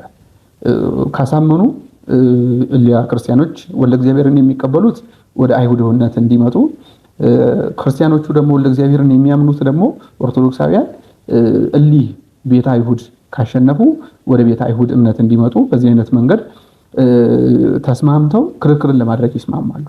እና በዚህ ጊዜ የሚገርም ከአይሁዳውያን አንዱ የጠየቀው ጥያቄ ምን ነበረ? ክርስቶስን ወልደ እግዚአብሔር ትሉታላችሁ እንጂ ወልደ እግዚአብሔር ሆኖ ቢሆን አልዓዛርን በሞተ ጊዜ የአልዓዛር ቤት ወዴት ነው የተቀበረው ወዴት ነው ብሎ እንዴት ይጠይቃል? መለኮትን ከተዋሃደ መለኮቱ ከስጋ ጋር የተዋሃደ ከሆነ እንዴት ማወቅ አይችልም በመለኮት የሚል ጥያቄን ጠይቋቸው ነበር። ይህንን ሲያዩ ሊቃውንቱ ምን አሰቡ? ይህን ነገር ብቻቸውን መወጣት እንደማይችሉ አሰቡ። ስለዚህ አባ ጊዮርጊስ እንደሚረዳቸው እርግጠኛ ሲሆኑ ታሞ ባልጋ ላይ ነበርና ከናልጋው አመጡት ይላል። ከናልጋው ባመጡት ጊዜ የሚገርም አባ ጊዮርጊስ ያለው ነገር ምንድነው? እኔስ በወንጌል ሳይሆን በአዲስ ኪዳን ሳይሆን በራስ በኦሪት እከራከራለሁ። ምክንያቱም ኦሪት በወንጌል የታወቀች ናትና ይልና ምን ይላል? ምኩራብ ዘራች፣ ወንጌል አጨደች፣ ምኩራብ ፈተለች፣ ወንጌል ለበሰች። ስለዚህ አዳምም ያንን ሁላ ተስፋ ተናግሮለት የመጣው ያንን ሁላ ከልጅ ልጁ ተወልዶ እንደሚሞትለት እንደሚሰቀለት ቤዛ እንደሚሆነው የተናገረ የክርስቶስ ወልደ እግዚአብሔር እንደሆነ አትረዳምን በሚል አሳመኑት የሚል ነገር እናገኛለን። ስለዚህ በዚህ አባ ጊዮርጊስ ቃሉ ስንመለከት ምኩራብ ዘራች ተባለ። ምኩራብ በምኩራብ ትንቢት ተነግሯል። ትንቢተ ነቢያት ታውቋል። ብዙ ትምህርቶች ተሰጥተዋል። ያ በምን ተደረገ? ወንጌል ምኩራብ ዘሩን የዘራችው ትንቢት እንደተናገረችው ወንጌል አጨደችዋል። አንድ ሰው ገበሬ ምን ያደርጋል? ይዘራል። ዘርን ዘርቶ ትርፉ ምንድነው? ማጨድ ነው። ትርፉ ማጨድ ነው። ስለዚህ ወንጌል ደግሞ ምንድን ያደረገችው? ቤተክርስቲያን ያንን ትንቢተ ነቢያትን አጨደችው፣ ተፈጸመላት በክርስቶስ ማለት ነው። ፍሬውን አገኘች። ምኩራብ ፈተለች። ተፈትሎ ምንድነው ፍጻሜው? መልበስ ነው። ስለዚህ ምኩራብ ያንን ትንቢት ተናገረች። ኦሪት ግን በምኩራብ ውስጥ ተፈጻሚ አልሆነም። በማን ተፈጸመ? በአዲስ ኪዳን ተፈጸመ። በጎልጎታ ላይ ተፈጸመ። ስለተፈጸመ ምን አደረገ? ምኩራብ ፈተለችው፣ ወንጌል ለበሰችው እያለ ሲያመሰጥር እናመለከታለን ማለት ነው። ይህንን ስናይ ምኩራብ ለአዲስ ኪዳን ለቤተ ክርስቲያን መሰረት እንደሆነች ምሳሌ አርአያብነት እንደሆነች በዚህ እንመለከታለን ማለት ነው። ታላቁ የቤተ ክርስቲያናችን ሊቅ የሆነው ዮሐንስ አፈወርቅም በሃይማኖተ አበው በምዕራፍ 62 ቁጥር 21 ላይ ስትመለከት እንዲህ ይላል። እስመ መጽሐፍሰ ለምኩራብ፣ ትንቢት ለምኩራብ ወተአውቆ ለቤተ ክርስቲያን፣ ሃይማኖት ለቤተ ክርስቲያን፣ ምኩራብ ወለደቶ፣ ምኩራብ ትንቢትን አስገኘችው፣ ወቤተ ክርስቲያን ተወክፈቶ፣ ቤተ ክርስቲያን ተቀበለችው፣ ምኩራብ ጸነሰቶ ወሃቀፈቶ፣ ምኩራብ ትንቢትን በምሳሌ መስላ ተናገረች፣ ወቤተ ክርስቲያን ተእህዘት ቦቱ ወረብሃቶ፣ ቤተ ክርስቲያን በሃይማኖት ጸናችበት፣ ረብህ ጥቅምንም ደግሞ አገኘችበት እያለ ይናገራል። ይህን ሁሉ ነገሮችን ስትመለከት ምን ያስረዳናል ብለን ስታይ ያ በምኩራብ ውስጥ የተፈጸሙት አምልኮ ስርዓቶችን ሁሉ ጌታችን ኢየሱስ ክርስቶስ በዘመነ ሐዲስ እንደሻራቸው እሊያ ምሳሌ አርአያ አብነት ሆነው መጥተው በሐዲስ ኪዳን መሰረት መልክ ቅርጽ እንደያዙ እንመለከትበታለን ማለት ነው። ስለዚህ ከብዙ በጥቂቱ ምኩራብ የአምልኮ መመለኪያ አምልኮ ለእግዚአብሔር አምልኮ የሚቀርብባት፣ ጸሎት ስግደት የሚቀርብባት፣ ትምህርት የሚማሩባት፣ ለአዲስ ኪዳን ለቤተ ክርስቲያን ደግሞ መሰረት የጣለች መሆኗን ከብዙ በጥቂቱ በዚህ ልክ እንረዳለን ማለት ነው። ለዚህም እኮ ነው ቅዱስ ያሬድ ለየሳምንታቱ በደረሰው ድርሳኑ ላይ ለምኩራብን በደረሰው ምስጋናው ላይ ስትመለከት እንዲህ ይላል። በሰንበት አርገ ሐመረ፣ በሰንበት ጌታችን ኢየሱስ ክርስቶስ በመርከብ በተመሰለችው በቤተ ክርስቲያን ላይ ገባ፣ ወደ ቤተ ክርስቲያን ገባ። ወገሰጸ ባሕረ፣ ክህደቱን ንፋቂውን ማይበሉን ሞገዱን ሁሉ ምን አደረገው? ገሰጸው። ወሰራ ሰንበተ ለዕረፍት፣ ሰንበትን የሰው ልጅ ያርፍባት ዘንድ ክብርን፣ ሕይወትን፣ የነፍስ ረፍትን ያገኝባት ዘንድ ስጋዊ ረፍትንም የነፍስ ረፍትንም ያገኝባት ዘንድ ምን አደረገ? ሰንበትን ሕግ አድርጎ ሰራት። ወይቤሎሙ ለአይሁድ በምኩራባት ይሜሮሙ ወይቤሎሙ አክብሩ ሰንበተ፣ አይሁድን በምኩራባቸው እየገባ ያስተምራቸው ጀመረ። እንዲህም አላቸው። ምን አላቸው? አክብሩ ሰንበተ፣ ወደ ቤተ መቅደስ እየገባችሁ ሰንበትን ምን አድርጉ? ቃለ እግዚአብሔርን ሰሙበት፣ ትምህርትን ተማሩበት፣ ቅዳሴውን አስቀድሱበት፣ ጠበሉን ጠጡበት፣ እምነቱን ተቀቡበት፣ ወንጌሉን ተማሩበት ብሎ ስጋውን ደሙን ተቀበሉበት ብሎ ምን አደረገ? ትእዛዝን ሰጣቸው፣ አስተማራቸው ይልና ምን ይላል? ተገበሩ ጽድቀ፣ ጽድቅን፣ እውነተኛ ማንነትን፣ እውነተኛ ሕይወትን፣ ለእግዚአብሔር የሚገባውን ነገር ሁሉ እረሱ። ወእርሩ ፍሬ ሕይወት ዘጽድቅ፣ የእውነተኛ የማይለወጥ የሆነ ነቀፌታ ነውር የሌለበት የሕይወት ፍሬንም ምን በሉ አለ ልቀሙ እያለ ሲያስተምረን እንመለከታለን ማለት ነው። ይሄ ሁላ ምንድን ነው ብለን ስናይ እቺ ምኩራብ የአዲሲቷ ምኩራብ ጌታችን ኢየሱስ ክርስቶስ ገብሮ ያከበራት የለወጣት ምኩራብ የሰው ልጅ ዘላለማዊ እረፍትን የሚያገኝባት፣ ዘላለማዊ ድህነትን የሚያገኝባት፣ ስጋውን ደሙን የሚበላባት የሚጠጣባት፣ በጠበሉ በእምነቱ የሚፈወስባት መሆኑን በዚህ ልክ መረዳት እንችላለን ማለት ነው። ከዚህም ጋር ተያይዞ ቤተክርስቲያናችን በዕለቱ በቅዳሴው ላይ ከሰራችልን ስርዓቶች ከምታነበልን ወንጌሎች የምናገኘው የዮሐንስን ወንጌል ነው። በዚህ በዮሐንስ ወንጌል ላይ ስለ ምኩራብ ሰፊ ማብራሪያና ትምህርት ሰጥተን እንመለከታለን። በዮሐንስ ወንጌል ከምዕራፍ 2 ከቁጥር 13 እስከ መጨረሻ ያለውን ቃል ቤተክርስቲያን በዚህ ዕለት እንድናነበው እንድናስተምረው ሰርታልናለች። ቃሉን በህብረት እንሰማዋለን። የዮሐንስ ወንጌል ምዕራፍ 2 ቁጥር 13 እስከ ፍጻሜ። የአይሁድም የፋሲካቸው በዓል ቀርቦ ነበር። ጌታችን ኢየሱስም ወደ ኢየሩሳሌም ወጣ። በቤተ መቅደስም በሬዎችንና በጎችን ርግቦችንም የሚሸጡትን ገንዘብ ለዋጮችንም ተቀምጠው አገኘ። የገመድም ጅራፍ አበጀ። በጎችንና በሬዎችን ሁሉንም ከቤተ መቅደስ አስወጣ። የለዋጮችንም ገንዘብ በተነ፣ ገበታዎቻቸውንም ገለበጠ። ርግብ ሻጮችንም ይህን ከዚህ አውጡ፣ የአባቴን ቤት የንግድ ቤት አታድርጉ አላቸው። ደቀ መዛሙርቱም የቤተ ቅናት በላኝ የሚል ቃል ተጽፎ እንዳለ አሰቡ። አይሁድን መልሰው ይህን የምታደርግ ምን ምልክት ታሳያለህ አሉት። ጌታችን ኢየሱስን ይህን ቤተ መቅደስ አፍርሱት፣ በሦስተኛው ቀን አነሳዋለሁ ብሎ መለሰላቸው። አይሁድም ይህ ቤተ መቅደስ በ46 ዓመት ተሰራ፣ አንተስ በ3 ቀኖች ታነሳዋለህን አሉት። እርሱ ግን ይህን የተናገረው ቤተ መቅደስ ስለተባለ ሰውነቱ ነበር። ከሙታን በተነሳ ጊዜም ደቀ መዛሙርቱ ስለዚህ እንደነገራቸው አሰቡ። በመጻሕፍት ቃልና ጌታችን ኢየሱስ ክርስቶስ በነገራቸውም ነገር አመኑ። ጌታችን ኢየሱስም በፋሲካ በዓል በኢየሩሳሌም ሳለ ብዙ ሰዎች ያደረገውን ተአምራት ባዩ ጊዜ በስሙ አመኑ። እርሱ ጌታችን ኢየሱስ ግን አያምናቸውም ነበር፣ ሁሉን እያንዳንዱን ያውቀዋልና የሰውን ግብሩን ሊነግሩት አይሻም፣ እርሱ በእርሱ ያለውን ያውቅ ነበርና የሚል ቃልን ቤተክርስቲያናችን በዕለቱ ይህንን የወንጌል ክፍል እንድናነባው አዝዛናለች። ስለ ቃሉ የቃሉ ባለቤት አምላካችን ልዑል እግዚአብሔር ስሙ የተመሰገነ ይሁንልን። እንግዲህ መምህራችን በዚህ በወንጌል ላይ የተገለጸው ቃል ወይንም በዚህ በወንጌል ላይ የምናነበው አሁን ያነበብነው ነገር ትርጓሜው ምን ይመስላል፣ የቤተክርስቲያን ሊቃውንትና መጽሐፍት ምን ይላሉ የሚለውን ሀተታውን ጥቂት ብታብራራለን፣ ትርጓሜው ምን ይላል የሚለውን ብትገልጽልን። መልካም። በመጀመሪያ ያው ቃሎት ያሰማልን። ሰፊ የሆኑ መንፈሳዊ ትምህርቶች፣ ቁም ነገሮች የምንጨበጥባቸውን ብዙ ነገሮች አንስተ ነው የነገርከን። እንግዲህ በዚህ በዮሐንስ ወንጌል ምዕራፍ 2 ላይ በጣም የሚያስገርሙ እና በጣም ብዙ ትምህርት የሚሰጡን ተግባር ነው ጌታችን ኢየሱስ ክርስቶስ እዚህ ላይ ሲፈጽመው የምታየው እና በዚህ ውስጥ እኔ ሁለት ነገሮችን ስመለከታቸው ያስገርሙኛል። አንደኛው ጌታችን ኢየሱስ ክርስቶስ በዚህ በምኩራብ ውስጥ የነበሩትን እነዛ ገበያተኞች፣ ነጋዴዎች እና የሚሸጡትን ነገር ያስወጣበት መንገድና በዚያ ውስጥ ያለው የእሱ ርኅራኄ ነው አንደኛው። ሁለተኛው ደግሞ ምን ያህል በዚያ ዘመን ቤተክርስቲያንን ወይ ደግሞ ምኩራብን እንዲመሩ እንዲያስተዳድሩ ህዝቡን እንዲመሩ የተሾሙት ሰዎችና በዛ ዘመን የነበሩ ሰዎች ምን ያህል ቤተ መቅደሱን የንግድ ቤት አድርገውት፣ የሻጭ ቤት አድርገውት፣ የወንበዴ ቤት አድርገውት እንደነበረ ይህን ነገር ስትመለከት ያስገርምሃል፣ ያስደንቅሃል። በአንጻሩም ደግሞ ከመገረምና ከመደነቅ በተጨማሪ ያሳዝንሃል። ቤቱን ቤተ መቅደሱን መጀመሪያ ቤተ መቅደሱን እንዴት አድርጎ የወንበዴ ቤት አድርጎት እንደነበረ በተወሰነ መልክ እናያለን።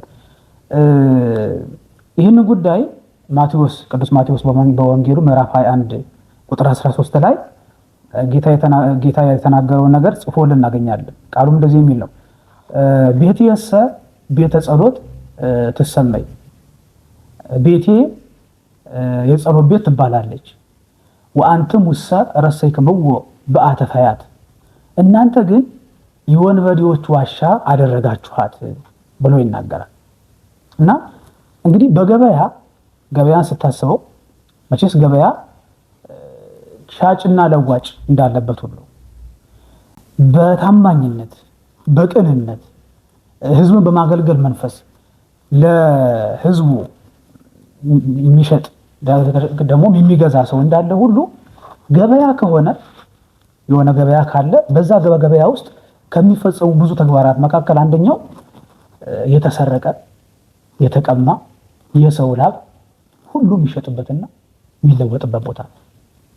ስለዚህ ገበያ ከሆነ ይሄ ነገር ስለሚደረግበት ቤቴ ምን አደረጋችሁት አላቸው? የወንበዴዎች ዋሻ አደረጋችሁት አላቸው። ገባ? በገበያ የሚሰራው ስራ በማን ቤት ተሰራ? በእግዚአብሔር ቤት ተሰራ። በገበያ የሚከናወነው ተግባር በእግዚአብሔር ቤት ተከናወነ። እንደውም በገበያ የማይደረገው ነገር ሁሉ በዚህ ቤት ተከናወነ። ጭራሽ ለማሰቡ ራሱ ለማመዛዘና ራሱ ትንሽ የሚከብድ ነገር ሲተገብሩበት ታያለ። ስለዚህ ያ ቤት ላይ ቤተ መቅደሱ ላይ ምኩራቡ ላይ እንዲህ አድርገው ገበያ አድርገው ስለነበረ የተሸጠ የተቀማ የሰው ላብ፣ የሰው ንብረት፣ የሰው ገንዘብ በዛ ቦታ ላይ እየሸጡበት ስለነበረ ክርስቶስ ቤቴን የሻጮችና የለዋጮች ቤት አደረጋችሁት ብሎ ሲገስጻቸው ታያለ። አስበው እንግዲህ መስዋዕት የሚሰዋበት ቤት ነው፣ ጸሎት የሚጸለይበት ቤት ነው፣ አምልኮ የሚደረግበት ቤት ነው። ያ ቤት ግን ተለውጦ የወንበዴዎች ዋሻ ሆነ። እነዛ ወንበዴዎች የተሸጠና የተለወጠ ማለትም የተቀማን ነገር የሰውን ገንዘብ አምጥቶ ስለሚሸጡበት ገበያ ሆነ ማለት ነው። የሚገርም እንዲህ ያለውን አሳፋሪ ተግባር የሚፈጽሙት ግን በዛ ሰዓት የነበሩ ሰዎችና ህዝብ ብቻ ሳይሆኑ ለዛ ህዝብ እንዲመሯቸው በሙሴ እግር የተተኩት በሙሴ መንበር ላይ የተሾሙት አይሁዳውያንና ፈሪሳውያን ሁሉ ሳይቀር በዚህ ስራ ላይ ተሳታፊዎች ሲሆኑ ታገኛለህ። እንደውም የሚገርም ከነዛ ከወንበዴዎቹ በባሰ መልኩ እነሱ ወንበዴዎችና ቀማኞች ሆነው ታገኛቸዋለህ። ይህንን ተግባር የትርጓሜ መጽሐፋችን ላይ የሰውን ንብረት እንዴት አድርገው እንደሚቀሙት ሊቃውንቱ ሲናገሩና ሲያስቀምጡ በምክንያትና እንበለ ምክንያት በማንሳትና ምክንያት ባለማንሳት የሰውን ገንዘብ እየቀሙ ገበያ አድርገውት ነበር ይላል። በምክንያት የተባለው ምንድነው ስትል እንግዲህ እንደምናውቀው ሁላችንም እስራኤላውያን ከግብጽ ከተመለሱ በኋላ ሁሉም በወደዱበት ሀገር የሚኖሩ ሆነዋል። በፈቀዱበት በወደዱበት ሀገር ተበትነው የሚኖሩ ሆነዋል። ከዛ ግን ይሄ የእስራኤላውያን በዓለ ሰዊት፣ በዓለ መጸለት እና የመሳሰሉት በዓል በሚደርስበት ጊዜ ግን ሁሉም ከየሀገራቸው ተሰባስበው መጥተው በዓልን በኢየሩሳሌም ያከብሩ ነበር። ወደዛም ወደ ኢየሩሳሌም በዓል ለማክበር በሚመጡበት ጊዜ ባዶ እጃቸውን አይመጡም። ለቤተክርስቲያን ወይ ደግሞ ለምኩራብ በኦሪቷ ለነበረችው ቤተክርስቲያን መስዋዕትን የሚሰውቱን መስዋዕት ይዘው ይመጣሉ። ይሄ ማለት በእንስሳትም የሚያስገቡትን ደግሞ አስራት በኩራታቸውን በእንቁና በወርቅ በሳንቲም ይዘው ይመጣሉ። በምክንያት ግን አይሁዳውያን የነሱ ገንዘብ ሲሰርቁና ሲቀሙ ወይ ደግሞ በዛ ዘመን የነበሩ መምህራን ሲቀሙ እንዴት መሰለ ይሄንን ይዘው ሲመጡ ለምሳሌ ከብት፣ በግ እና የመሳሰሉት እንስሳት ይዘው ሲመጡ የሚመጡበት ሀገር ራቅ ያለ ሀገር ስለሆነ ሲመጡም ደግሞ በእግር ስለሚመጡ ብዙ ድካም ያለበት ስለሆነ ያንን ከብት ይዘው ሲመጡ በመንገድ ላይ ያ ከብት ይከሳባቸዋል። ከዛ በኋላ ምኩራብ ላይ ይደርሳሉ። በዓሉ የሚከበረበት ወይ ደግሞ የአይሁድ መምህራን ባሉበት ቦታ ይደርሱና ያስገቡ ይዘው ይመጣሉ። በዚህ ጊዜ ያ ከብት ያ በሬ ከስቶ ስለሚያገኙ እንዲህ ያለውን ከብት ለምን ይዘህ ትመጣለህ ብለው ጥቅስ ይጠቅሱበታል። ይህንንም በዚህ በኦሪት ዘሌዋውያን ምዕራፍ 22 ቁጥር 22 ላይ ያለውን ቃል በማንሳት ነው እነዛን አይሁዳውያን ለበዓሉ ለማክበር የሚመጡ ሰዎችን በምክንያት የሚዋሿቸውና ገንዘባቸውን የሚወስዱት። ቃሉ እንደዚህ ይላል። በኦሪት ዘሌዋውያን ምዕራፍ 22 ቁጥር 22 ላይ እንደዚህ ይላል። እውር ወይም ሰባራ ወይም ጉንድሽ ወይም የሚመግል ቁስል ያለበት ወይም እከካም ወይም ቋቁቻም ቢሆን እነዚህን ሁሉ ለእግዚአብሔር አታቅርቡ። በሬው ወይም በጉ የተጨመረበት ወይም የጎደለበት ካለ ለፈቃድ መስዋዕት ማቅረብ ትችላለህ፣ ለስለት ግን አይሰምርም ብለው ምን ያነሳሉ? ምክንያት ጥቅስን አንስተው የሙሴን ቃል አንስተው ከህጋቸው ጠቅሰው ይሄን እንደዚህ ያለው የከሰውን ነገር እግዚአብሔር አይቀበልም ብለው ይመልሷቸዋል። አረኒ እንኳን ከመንገድ ከስቶብኝ ነው ባካችሁ ተቀበሉኝ ሲላቸው በቃ በጎነት ካለ መፈልግ ከሆነ ግን እኛ ጋር የሰባ በሬ አለ፣ ስለዚህ ይሄን በሬ አምጣውና ይሄን ስጠንና ይሄን ከብት ስጠንና ከዛ በኋላ ከኛ የሰባው ወስደ ሰዋ ከሀገር ስትገባ ያኛውን ሌላኛው በሬ ትልካለህ ብለው ይነግሩታል። ከዛ ምንም ማድረግ ስለማይችል ያንን በሬ ይሰጣል። ከዛ በኋላ ሀገሩ ሲገባ ደግሞ ሁለተኛውን በሬ ይልካል። ስለዚህ በአንድ በሬ ሁለት ይቀበሉበታል። ይሄ ማለት እንግዲህ አስበው፣ ይሄ ማለት የወንበዴ ተግባር ነው። ይሄ ማለት የምቀኝ ወይ ደግሞ የተንኮለኛ ተግባር ነው እንጂ በአንድ በሃይማኖት ውስጥ ላለ ሰው እንዲህ ያለ ተግባር መከናወን የለበትም፣ ማድረግ የለበትም። ይሄ በምክንያት የሚያደርጉት ነው። እስራኤላውያን ማነው አይሁዳውያን በዛ ጊዜ የነበሩት መምህራን እንበለ ምክንያትስ ምንድን ነው? ምክንያት ሳይኖረው እንደዚሁ የሰውን ገንዘብ ደግሞ ይቀማሉ። እንዴት ነው እንበለ ምክንያት አድርገው የሰውን ገንዘብ የሚቀሙ ስትል ደግሞ ለካህናቱ ክልክል ቦታ አላቸው። ይሄ ማለት እንደመሰላው በእኛም ቤተክርስቲያን ካህናት የሚገቡበት ቦታ አለ። ካህናት ብቻ የሚደርሱበት ቦታ አለ። በምስራቅ በር ካህን ነው የሚገባው፣ ክህነት ያለው ስልጣነ ክህነት ያለው ከድቁና ጀምሮ። በቤተልሔም አካባቢ የሚገኘው ስልጣነ ክህነት ያለው ነው። ወደ ቤተ መቅደስ የሚገባው ስልጣነ ክህነት ያለው ነው። ካህናት ብቻ የሚቆሙበት፣ ካህናት የሚያገለግሉበት፣ ካህናት ብቻ የሚሄዱበት ቦታ የራሱ የሆነ ቦታ አለው። በዛ ዘመን የነበሩት እስራኤላውያንም ወይ ደግሞ አይሁዳውያንም የካህናቱ ብቻ የሆነ የተከለከለ ቦታ ነበራቸው። ከዛ ምን ያደርጋሉ? በዛ ጊዜ የነበሩት አይሁዳውያን የሚያስወገሽ ማለትም የሚያስደነግጥ ልብስ ይለብሱና በሬው ፊት ይቆማሉ። በሬው ደንግጦ ክልክል ወደ ሆነው ቦታ ዘሎ ይገባል። በመናኑ ደግሞ የገቡበት ማለት ነው። በዚህ ጊዜ በሬ ወይ ደግሞ ከብት ገብቷል ወይ ፍየል ወይ በግ ገብቷል እጄ ላውጣው ሲሉ ምን ብለው ይሏቸዋል? ከል የገባ አይነጣ ይሏቸዋል። ከል ማለት ምን ማለት መሰለ? ከእንስሳት ማነው ከይቅርታ ከእጽዋት ተሰባስቦ የሚሰራ ቀለም ነው እና ያ ቀለም ከተሰራ በኋላ ጥቁር ነው የሚሆነው፣ ፍጹም ጥቁር ማለት ነው። ከእጽዋት ከተለያዩ እጽዋት ማለት ነው። ከዛ ይዘጋጅና ጥቁር ቀለም ይሆናል። ስለዚህ እዛ ውስጥ የተጨመርከው ማንኛውም ልብስና ማንኛውም ነገር ይጠቁራል። በዛውም አይለቅም ደግሞ ምን ነገር የምታስለቅቀው አይደለም። ስለዚህ ከል የገባ ነገር ሁሉ እንደማይነጣ ቤተ መቅደስ ወይ ደግሞ እኛ ምኩራብ ላይ ወይ ደግሞ እኛ ቦታ ላይ ገባ አይወጣም ብለው እንግዲህ ይሄ ያለ ምክንያት ማለት ነው። ገባ የሰው ንብረት ነው፣ የሰው ገንዘብ ነው። ይሄን እኮ ያንን በሬ ለማሳደግ ያ ሰውዬ ስንት ድጋም ደክሞበታል። የሚበላውን እንትኑን እያቀረበለት የሚበላውን የሚጠጣውን መጠበቁ አለ። ምናልባትም ደግሞ በህይወት ውስጥ ያለችው ገንዘቡ ያቺ ትሆናለች። በብዙ ልፋት ነው ያችን ነገር እንትን የሚላት። መቼስ ያለ ልፋት በዚህ ምድር ላይ የምንከውነው የሚመጣልን ነገር የለም። ስለዚህ ከልጅነቱ ጀምሮ ገዝቶትም ገንዘብ አውጥቶበትም ያሳደገውና ለገበያ ሲያወጣው እንግዲህ በደንብ አደልቦ ነው፣ ብዙ ዋጋ ይከፍልበታል። ያንን ይወስዱና እንበለ ምክንያት ይከለክሉታል። እንግዲህ እነዚህ ሁለት ምክንያቶች ስታያቸው በምክንያትም እንበለ ምክንያት የሚያደርጉት ነገር ስታየው አንድ በሃይማኖት ያለ ሰው ሊተገብረው የማይችል ከሱም የማይጠበቅ ሃይማኖት ውጭ ያለ እግዚአብሔር የሚል ሰው እንኳን በሞራሊቲ ወይ በሞራል ይሄን ነገር መተግበር የሌለበትን ጉዳይ ሲፈጽሙ ታያለህ። ስለዚህ ይሄ ከተግባር የት ነው የሚፈጸመው? በተለይ ደግሞ የሚያስገርም ገበያ ቦታ አይደለም፣ ቤተ መቅደስ ላይ ቤተ መቅደሱን ገበያ አድርገውት ነበር ይፈጽሙት የነበረው። እኔ ይሄን ሳነሳና ይሄን ሳስብ ዛሬም ቤተክርስቲያናችን ዛሬም ሃይማኖታችን ዛሬም እኛ ያለንበት ክርስትና ጥንቃቄ ካልወሰደ በስተቀር እስካልወሰደ ድረስ የኛ አካሄድ ቀጥታ ወደዛ የሚሄድ ነው የሚመስል፣ ወደዛ የሚያመራ ነው የሚመስል። አንድ ቀን የሆነ ቪዲዮ ተመለከትኩት። በዚህ በአደጉት ሀገራት ያለ ነው የሚገርም። እዛ ቪዲዮ ላይ የሚያሳየው ነገር ቤተ መቅደሱ ማነው ቦታው የሆነ እንትኑ ከዚህ በፊት ቤተ መቅደስ የነበረ የክርስቶስ ስጋና ደም የሚፈተትበት የሚቆረስበት ስጋው የሚቆረስበት ደሙ የሚቀዳበት ቤተክርስቲያና ቤተ መቅደስ ነበር። ያ ቤተክርስቲያና ቤተ መቅደስ ዛሬ ላይ ምን እንደሆነ ታውቃለህ? በጣም በሚያሳዝን ሁኔታ በጣም ያስደነግጣሉ። ገበያ ነው የሆነው። ገበያነቱ ምን መሰለህ? ከላይ መስቀሉን አላወረዱት። መስቀሉ እንዳለ ውስጥ ላይ ቤተ መቅደሱ ላይ ስገባ ስዕል አድኖች አሉ። ጥምቀት ስራ የሚፈጸምበት ቦታ አለ። ጥምቀት ስራ የሚፈጸምበት ቦታ መጠጥ መጠጫ የፈለከው አይነት ልብስም መሸጫ ነው። ጭፈራ ቤት አለው። እኔ ነው ብዬ ልገልጽልህ አልችልም። ይሄ የሆነበት ቦታ ነው። ይሄ ሰይጣን ስራ የምታይበት የመጨረሻው ዘመን የምታይበት ነው። ይሄን እኮ ነው ራሱ የጥፋትን ርኩሰት በተቀደሰው ቦታ ላይ ባየ ጊዜ አንባቢው ያስተውል ያለው ይሄ ነው። ገባ? የተቀደሰ ቦታ ነው። ያ ደግሞ እዛ ውስጥ የሚደረገው ነገር እንግዲህ ዝሙትም ይፈጸምበታል። እንግዲህ የጠጣ ሰው ምን ሊሰራ እንደሚችል አስበው፣ ምን ሊፈጽም እንደሚችል አስበው። ስለዚህ ያቺ ቤተ መቅደስ ላይ የጥፋት ርኩሰት ተሾመበት ማለት ነው። እና ቤተ መቅደሱ የንግድ ቤት ነው። እንደፈለጉ ነው የሚሆኑበት፣ እንደፈለጉ ነው የሚጠጡ፣ ይበላል፣ ይጠጣል። የሚገርም የክርስቶስን ስቅለቱ አለ። የቅዱስ እንድርያስ ካልተሳሳት የቅዱስ እንድርያስ ሁሉ ስዕሉ አለ።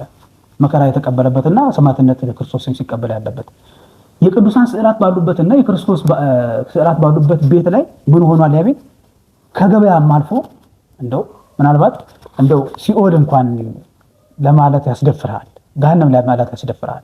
ለምን? እግዚአብሔር የሌለበት ቦታ ብለን የምናስበው እግዚአብሔር የሌለበት ቦታ የለም፣ ግን ገሃነም ላይ እግዚአብሔር አለ ብለን የእግዚአብሔር ረድኤቱ አለ ብላ አትናገርም። ስለዚህ እግዚአብሔር የሌለበት ቦታ አድርጎታል። ምኑን? ሌላ ቦታ እኮ አይደለም፣ ቤተ መቅደሱ።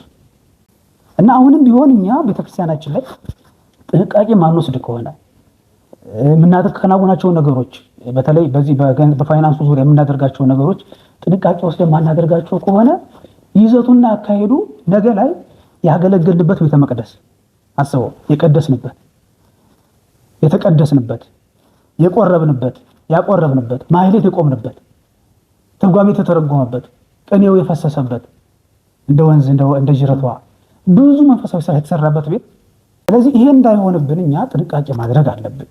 ሃይማኖት መሪዎቻችንም የሚያከናውኑት ነገር ሁሉ በጥንቃቄ ይሄ በተለይ በቢዝነሱ በፋይናንሱ ዙሪያ ጥንቃቄ የተሞላበት ካልሆነ ይዘቱን እየቀየረ መንፈሳዊነቱን እየቀየረ የሚጠለን ቦታ የሚያደርሰን ቦታ አስቸጋሪ ይሆናልና ቤተ መቅደሱ ላይ እንዲህ ያለ ተግባር እየፈጸሙ በምክንያትና ባለ ምክንያት የሰውን ገንዘብ ይቀሙበት ነበረ እና ይሄን ስታየው በጣም ያስደነግጣልም ያስገርምሃልም ያስፈራሃልም መሆን የሌለበትም እንደሆነ ትመለከታለህ። ሁለተኛው በተርጓሚው ላይ በዚህ ወንጌል ላይ የምናየውና የምንመለከተው በዚህ ሁሉ ነገር ውስጥ በዚህ ሁሉ ስራ ውስጥ በዚህ ሁሉ ቤተ መቅደሱ መናቅና መዋረድ ውስጥ ክርስቶስ አንደኛ በዛ ውስጥ የነበሩትን ከእንስሳቱ ጀምሮ ከሚሸጡት ጀምሮ ሻጮቹን ያስወጣበት መንገድና ሲያስወጣቸው የሰራውን ርህራሄና ቸርነት ስትመለከተው ሌላ ደግሞ የሚያስደንቅ ሆኖ ታገኘዋለህ። ወንጌሉ ላይ እንደሚነግረን ልክ የዮሐንስ ወንጌል ላይ ክርስቶስ በመቅደስ ያሉትን እንትኖች ሻጮችና ለዋጮች እንዲሁም የሚሸጡትን ሲያስወጣ እንደዚህ ነው የሚለው። ወደ ቤተ መቅደስ ሲገባ በመቅደስም በሬዎችንና በጎችን ርግቦችንም የሚሸጡትን ገንዘብ ለዋጮችንም አገኘ ይላል። ሶስት አይነት ነገሮች በሬዎችንና በጎችን የሚሸጡ ርግቦችን፣ እነዚህ እንስሳትን የሚሸጡ ገንዘብ ለዋጮችን እነዚህን አገኘ። እነዚህን ከቤተ መቅደሱ ሲያስወጣቸው በሶስት መልኩ ነው ያስወጣቸው። አንደኛውን ገመድ አበጅቶ ጅራፍ አበጅቶ እየገረፈ በሬዎችንና ላሞችን በጎችን አስወጣቸው። የመጀመሪያው በዚህ መልክ አስወጣቸው በተግባር ጅራፍ አበጅቶ። ሁለተኛዎቹን ደግሞ ሲያስወጣቸው የንግድ ቦታቸውን በማፍረስና በመገልበጥ አስወጥቷቸዋል። ሶስተኛ ደረጃ ላይ ደግሞ ያሉትን ሲያስወጣቸው በትዕዛዝ ነው ያስወጣቸው። እነዚህም በየረድፋቸው ለማየት የመጀመሪያዎቹ ሲያስወጣቸው ጅራፍ አበጅቶ እየገረፈ ነው ያስወጣቸው። ያም ጅራፍ የሀብል ጅራፍ ነው። ማለትም ያ ጅራፍ ሲዘጋጅ ከበሬ ቆዳ ወይ ደግሞ ከጠፍር ወይ ደግሞ ከዛፍ ተታቶ ተዘጋጅቶ የሚዘጋጅ ነው። ልክ ገበሬ ሲያርስ የሚገርፍበት ማለት ነው። ስለዚህ የብረትም ጅራፍ ስላለ ከዛ ሲለየው ወንጌላችን ላይ ምን አለ? ዘሃብ የቆዳ ወይ ደግሞ የገመድ ጅራፍን አበጅቶ እንዳስወጣቸው ይነግረናል። ተመልከት እንግዲህ በዛ ዘመን ለነበሩ ነጋዴዎችና በዛ ዘመን ላሉ ሰዎች ክርስቶስ ሲያስወጣቸው በጅራፍ ነው የገረፈ አስወጣቸው። ይሄ እንደ ምክንያት ተጠቀመው እንጂ ክርስቶስ በጅራፍ አስወጣቸው ማለት በስልጣኑ ነው ያስወጣቸው። ገባ? እንግዲህ ነጋዴን የሆነ ንብረትን ያለውን ሰው ሄደ የንግድ ቦታውን ስታፈርስበት እናንተ ስትሉ ዝም ብሎ አይመለከትም። በቀላል ጅራፍ እየገረፈ ሲያስወጣቸው ዝም ብሎ አይመለከቱትም ነበር። ግን በስልጣኑ እንዳስወጣቸው ለማጠየቅ ነው። ይሄ ጅራፉ ስልጣኑን የሚያመለክት ነው። ስለዚህ በሬዎቹን፣ ላሞቹን፣ ገበሎቹ፣ በጎቹን ሲያስወጣቸው በጅራፍ እየገረፈ አስወጥቷቸዋል። ይሄ የሚያሳይ ምንድን ነው? ስልጣኑን ነው። ይህንን ጉዳይ ግዕዝ በግዕዝ የሚባል ቤተክርስቲያናችን ትርጓሜ አለ። ያን ትርጓሜ የተረጎሙት አባቶቻችን ይህንን ጉዳይ እንዲህ በማለት ያስረዱናል። እንዲህ ይላል። የገመድ ጅራፍ መፍተል ወይም ማዘጋጀት አያስፈልገውም ነበረ። ስለዚህ ይሄን ያስፈልገው ለምንድን ነው? ወደ እግዚአብሔር ቤት ለመግባቱና የእግዚአብሔርን ቤት ገበያ አድርገውት የነበሩትን እንስሳት ለማውጣቱ ምክንያት ያደርግ ዘንድ ነው እንጂ ብለው ለምክንያት ግን ያስወጣው በምንድን ነው? በስልጣኑ መሆኑን ያስቀምጣሉ። ከዛስ እንስሳቱን በሬዎችንና ደግሞ ላሞችን ደግሞ ማስወጣቱ ምን ማለቱ ነው? ክርስቶስ እስመ ዘመነ እንስሳት ሀለፈ፣ የእንስሳት ዘመን አልፏልና። ማለትም እንስሳት በኦሪቱ እንደምናውቀው የበግ፣ የፍየል፣ የላም፣ የበሬ መስዋዕት ይሰዋበት ነበር። ስለዚህ ያ መስዋዕት የሚሰዋበት ያ የሚታረድበት ያ መስዋዕት የሚቀርብበት ጊዜ አልፏል ከቤተ መቅደስ። ማን መጥቷል? አሁን አማናዊው የክርስቶስ ስጋውና ደሙ። የኔ ስጋ ነው የሚያድናችሁ፣ የኔ ስጋ ነው የሚፈተተው፣ የኔ ስጋ ነው የኔ ደም ነው የሚፈሰው። ስለዚህ ይሄ ጊዜ የእንስሳት ዘመን አልፏል። አሁን የማን ነው?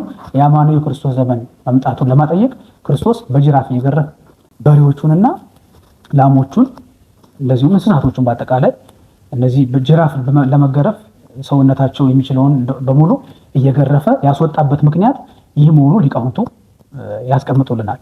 ሁለተኛው ደግሞ የንግድ ቦታቸውን በማፍረስ ነው ያስወጣቸውን እንመለከታለን። የንግድ ቦታቸው በማፍረስ ማለት የለዋጮችን ቀዩን ለነጭ ነጩን በቀይ የሚቀይሩና የሚለውጡትን ደግሞ ወገፍታ ማዕዳቸውን ለመወልጣል አይደል የሚለው ማዕዳቸውን ገለበጠ፣ አፈሰሰባቸው ገንዘባቸውን ይላል። እነሱ ደግሞ ማዕዳቸውን በመገልበጥ ከዛ አስወጥቷቸዋል። እንግዲህ ቅድም ያልኩ ቸርነትና ርኅራኄን እዚች ውስጥ ነው የምናገኘው። ይህን ክርስቶስ ሲያደርግ የሚገርም የሰውን ገንዘብ ለማጥፋት፣ የሰውን ንብረት ለማውደም፣ የሰውን ገንዘቡን ለማበላሸት አይደለም ይሄን ያደረገው። ለምንድን ነው ይሄን ያደረገው? ሊቃውንቱ በሶስት መልኩ ያስቀምጡታል። የመጀመሪያው ይሄ ገንዘባቸው፣ ይሄ ንብረታቸው ለነፍሳቸው ቤዛ እንዲሆናቸው ነው። አየህ፣ በዚህ መገልበጥ ምክንያት እነሱ ነፍሳቸው እንዲድን፣ ማለትም እየፈጸሙት ያለው ተግባር መዓት የሚያስወርድ ነው፣ ቁጣውን የሚገልጽ ነው። ገባ? በአጠቃላይ ያን ቦታ ድምጥማጡን ልክ እንደ ሰዶምና እንደ ገሞራ አድርጎ ሊያጠፋ የሚያስችል መዓትና መቅሰፍት የሚመጣባቸው ነበር። እሱ ግን ይህን አላደረገም። ለምን አላደረገም? ክርስቶስ ወደዚህ ዓለም መምጣቱና ሰው መሆኑ የሰውን ልጅ ለማዳን፣ ይቅር ለማለት፣ የተራበው ለማብላት፣ የተጠማው ለማጠጣት፣ ገንዘብ የሌለውን ገንዘብ እንዲኖረው ለማድረግ፣ ንብረቱን ለመጠበቅ ነው እንጂ የሰውን ዓለም ሕይወት ለማጥፋትና ለማበላሸት በሰው ላይ ለመፍረድ አይደለም የመጣው። ለዚህ ነው በዮሐንስ ወንጌል ላይ እስመ እግዚአብሔር ይፈኖ ለወልዱ ውስተ ዓለም ከመ ይኮንኖ ለዓለም ዘእንበለ ከመ ያዮ ለዓለም አይደል? እግዚአብሔር ልጁን ወደዚህ ዓለም የላከው በዓለም ላይ በሰው ልጅ ላይ ሊፈርድበት ሳይሆን እንዲያድነው ነው። ስለዚህ ለፍርድ ክርስቶስ ወደዚህ ዓለም ስላልመጣ ይሄ የነሱ ሕይወትና የነሱ ተግባር መዓት የሚያስከትል ስለሆነ በዛ መዓት ፈንታ ግን ምሕረትን ለማድረግ ያ የሱ የመጣው መዓት በዚህ ገንዘብ እንዲያልፍላቸው ማዕዳቸውን ገለበጠ ማለት መሸጫቸውን ገለበጠ ይለናል። አንዳንድ ጊዜ በእኛ ሕይወት የሚከሰትብን ነገር በዚህ መልክ ማየት ጥሩ ነው። እንግዲህ እንደምታውቀው እኛ የሰው ልጆች ባህሪያችንን ጭምር ነው። በማወቅም ባለማወቅም ብዙ የምንሰራቸው ኃጢአቶች አሉ፣ ብዙ በደሎች እና የሚገርም እኛም ራሱ አሁን በምድር ላይ ስንኖር የሚያጋጥመን ማለትም በዚህ ምድር ላይ ስንኖር ስጋችንን ባህሪው ነው። በማወቅም ይሁን ባለማወቅ የምንሰራው በጣም ብዙ ኃጢአት አለ እና በዛ ምክንያት መቼስ የሰው ልጅ የሆነ አይነት መዓትና የሆነ አይነት መከራ ሲመጣበት ቀጥታ እኔ እግዚአብሔር ምን አድርጌው ነው እንላለን እንጂ ይሄ እኮ እኔ የሰራው ኃጢአት ነው አንልም ብዙ ጊዜ ማለት ነው። ግን ያ መዓት ሲመጣብንና ምናልባት ንብረታችን ሊጠፋ ይችላል፣ ገንዘባችን ሊወድም ይችላል። አንዳንድ በቃ ማንፈልጋቸው አይነት በጣም ልቡናችንን እንደ ሰይፍ ከፍለው የሚገቡ ብዙ አይነት መከራዎችና ሀዘኖች ሊመጡብን ይችላሉ። ያ ሲሆን ምናልባት እግዚአብሔር የንስሐ ቀን ሊሰጠን፣ ለኛ የህይወት ቀን ሊሰጠን፣ ወደ እሱ እንድንመለስ በዚህ መንገድ እየመራንና እንደገና ደግሞ ለዛ እኛ ሞተን በኋላ ላይ ደግሞ በሱ ዘንድ በፍርድ እንዳንቀር ይሄኛውን ንብረታችንን ይሄን ገንዘባችንን ቤዛ ወይ ደግሞ ፈንታ አድርጎ ለኛ እያቀረበልንና እኛ መዓት ከሚደርስብን እኛ የሆነ ጉዳት ከሚደርስብን በዚህ ምክንያት እግዚአብሔር ቤዛ እያደረገው ነው ይችላል። ንብረታችንን የወደመው፣ ገንዘባችንን ያጣነው፣ አንዳንድ መከራ የደረሰብን፣ ሀዘን የደረሰብን። ስለዚህ በዛ ሰዓት የነበሩ ሰዎች የሰሩት ኃጢአት ከባድ ስለሆነና የሚያሳዝን ስለሆነ እግዚአብሔርን ቁጣውን የሚቀሰቅስ ስለሆነ እነሱ እንዳይጠፉ አየህ እግዚአብሔር ራእዩ ክርስቶስ ቸርነቱን አረ ከ99 ነገረ መላእክት አሉት እነሱን አዞ ማስጠፋት ይችል ነበር። ግን እንዳይጠፉበት የመጣውም ደግሞ ለምሕረት ስለሆነ ለቸርነት ስለሆነ ለማዳን ስለሆነ እነሱ እንዳይጠፉ ገንዘባቸውን ገለበጠ፣ ወርቃቸውን ብራቸውን በተነባቸው፣ የሚሸጡበት ቦታ አፈረሰባቸው። ስለዚህ ቸርነቱን አየ። የምናየው ይሄን ነው። የሚገርም ይሄ ደግሞ ከዚህ በተጨማሪ ደግሞ ርኅራኄውን በዚህ ውስጥ አለ። ይሄ ገንዘባቸውና ንብረታቸው የሰዎቹ ንብረት እንዳይጠፋባቸው ምን አደረገ መሰለ? ትርጓሜያችን ላይ እንደተቀመጠው በተአምራት በየእጃቸው ላይ እየገባ ተገኝቷል። እንግዲህ እየገረፈ አስወጥቷቸዋል። እንግዲህ ደንግጠው የተለያየ ቦታ ላይ ሊገኙ ይችላል እኚህ ሰዎች። ግማሹ በቤቱ፣ ግማሹ ወሬ እያወራ እንዳያደረገን እያለ በየሰፈሩ፣ ግማሹ የሆነ ቦታ ላይ የሆነ ስብሰባ ላይ ብቻ የሚገኙበት የተለያየ ቦታ አላቸው።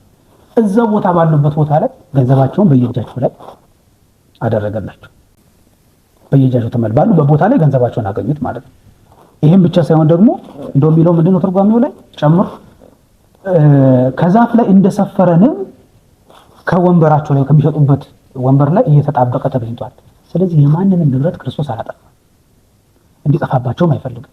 ስርዓታቸው መጣሳቸው፣ የጸሎትን ቤት የንግድ ቤት በማድረጋቸው የጸሎትን ቤት እኮ ትተው እኮ ሌላ ቦታ ላይ እኮ ቢነግዱና ቢለውጡ ይሄ እንድንሰራ የታዘዘ ነው ስለሆነ አይደለ?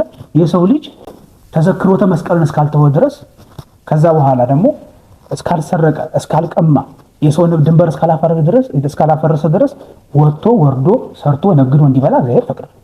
ተዘክሮተ መስቀልን ገንዘብ አድርጎ ማለት ነው።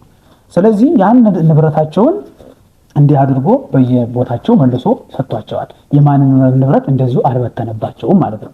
ስለዚህ እዚህ ላይ የምታየው ምንድነው? ርህራሄው፣ ቸርነቱ ምን ያህል እንደሚወደን ምን ያህል እንደሚያፈቅረን። ቤተ መቅደሱ ከመደፈር በላይ እኮ ሌላ ነገር የለም፣ ማጥፋት ይችል ነበር። ግን ያን ትቶ በርህራሄና በቸርነት እንዴት እንደተመለከተው ታያለህ። በሶስተኛ ደረጃ ደግሞ በትዕዛዝ ያስወጣቸው ደግሞ አሉ። ይሄ ርግብ የሚሸጡትንና ርግቦችን በትዕዛዝ ነው ያስወጣቸው። ምክንያቱም ርግብ የሚሸጡትን ብትበትናቸው እንደገና ደግሞ ብትመታቸው አቅም የላቸው። እንደውም ሊቃውንቱ ምን ይላሉ? የክርስቶስ ሞት ራሱ እውነት በሆነ ነበረ፣ እሙን በሆነ ነበረ። ምክንያቱም ገንዘባችን ለነዚህ ለርግቦች እንኳን ያራራ ነው ብለው አይሁድ እንግዲህ ምቀኝነት አለ፣ መክሰስ ይፈልጋሉ ሰዎች። በዚህ ከሰውት ሞቱንም እውነተኛ ባደረጉት ነበረ። ስለዚህ እነሱን ምን አደረገ? እነሱን ግን ሲያዛቸው ምን አደረገ? ሲያስወጣቸው በትዕዛዝ እናንተ እዚህ አትሽጡ ርግቦችን ይዛችሁ ውጡ ብሎ በትዕዛዝ ደግሞ ቤተ መቅደሱን ሲያጸዳ ሲያነጻ ታያለ።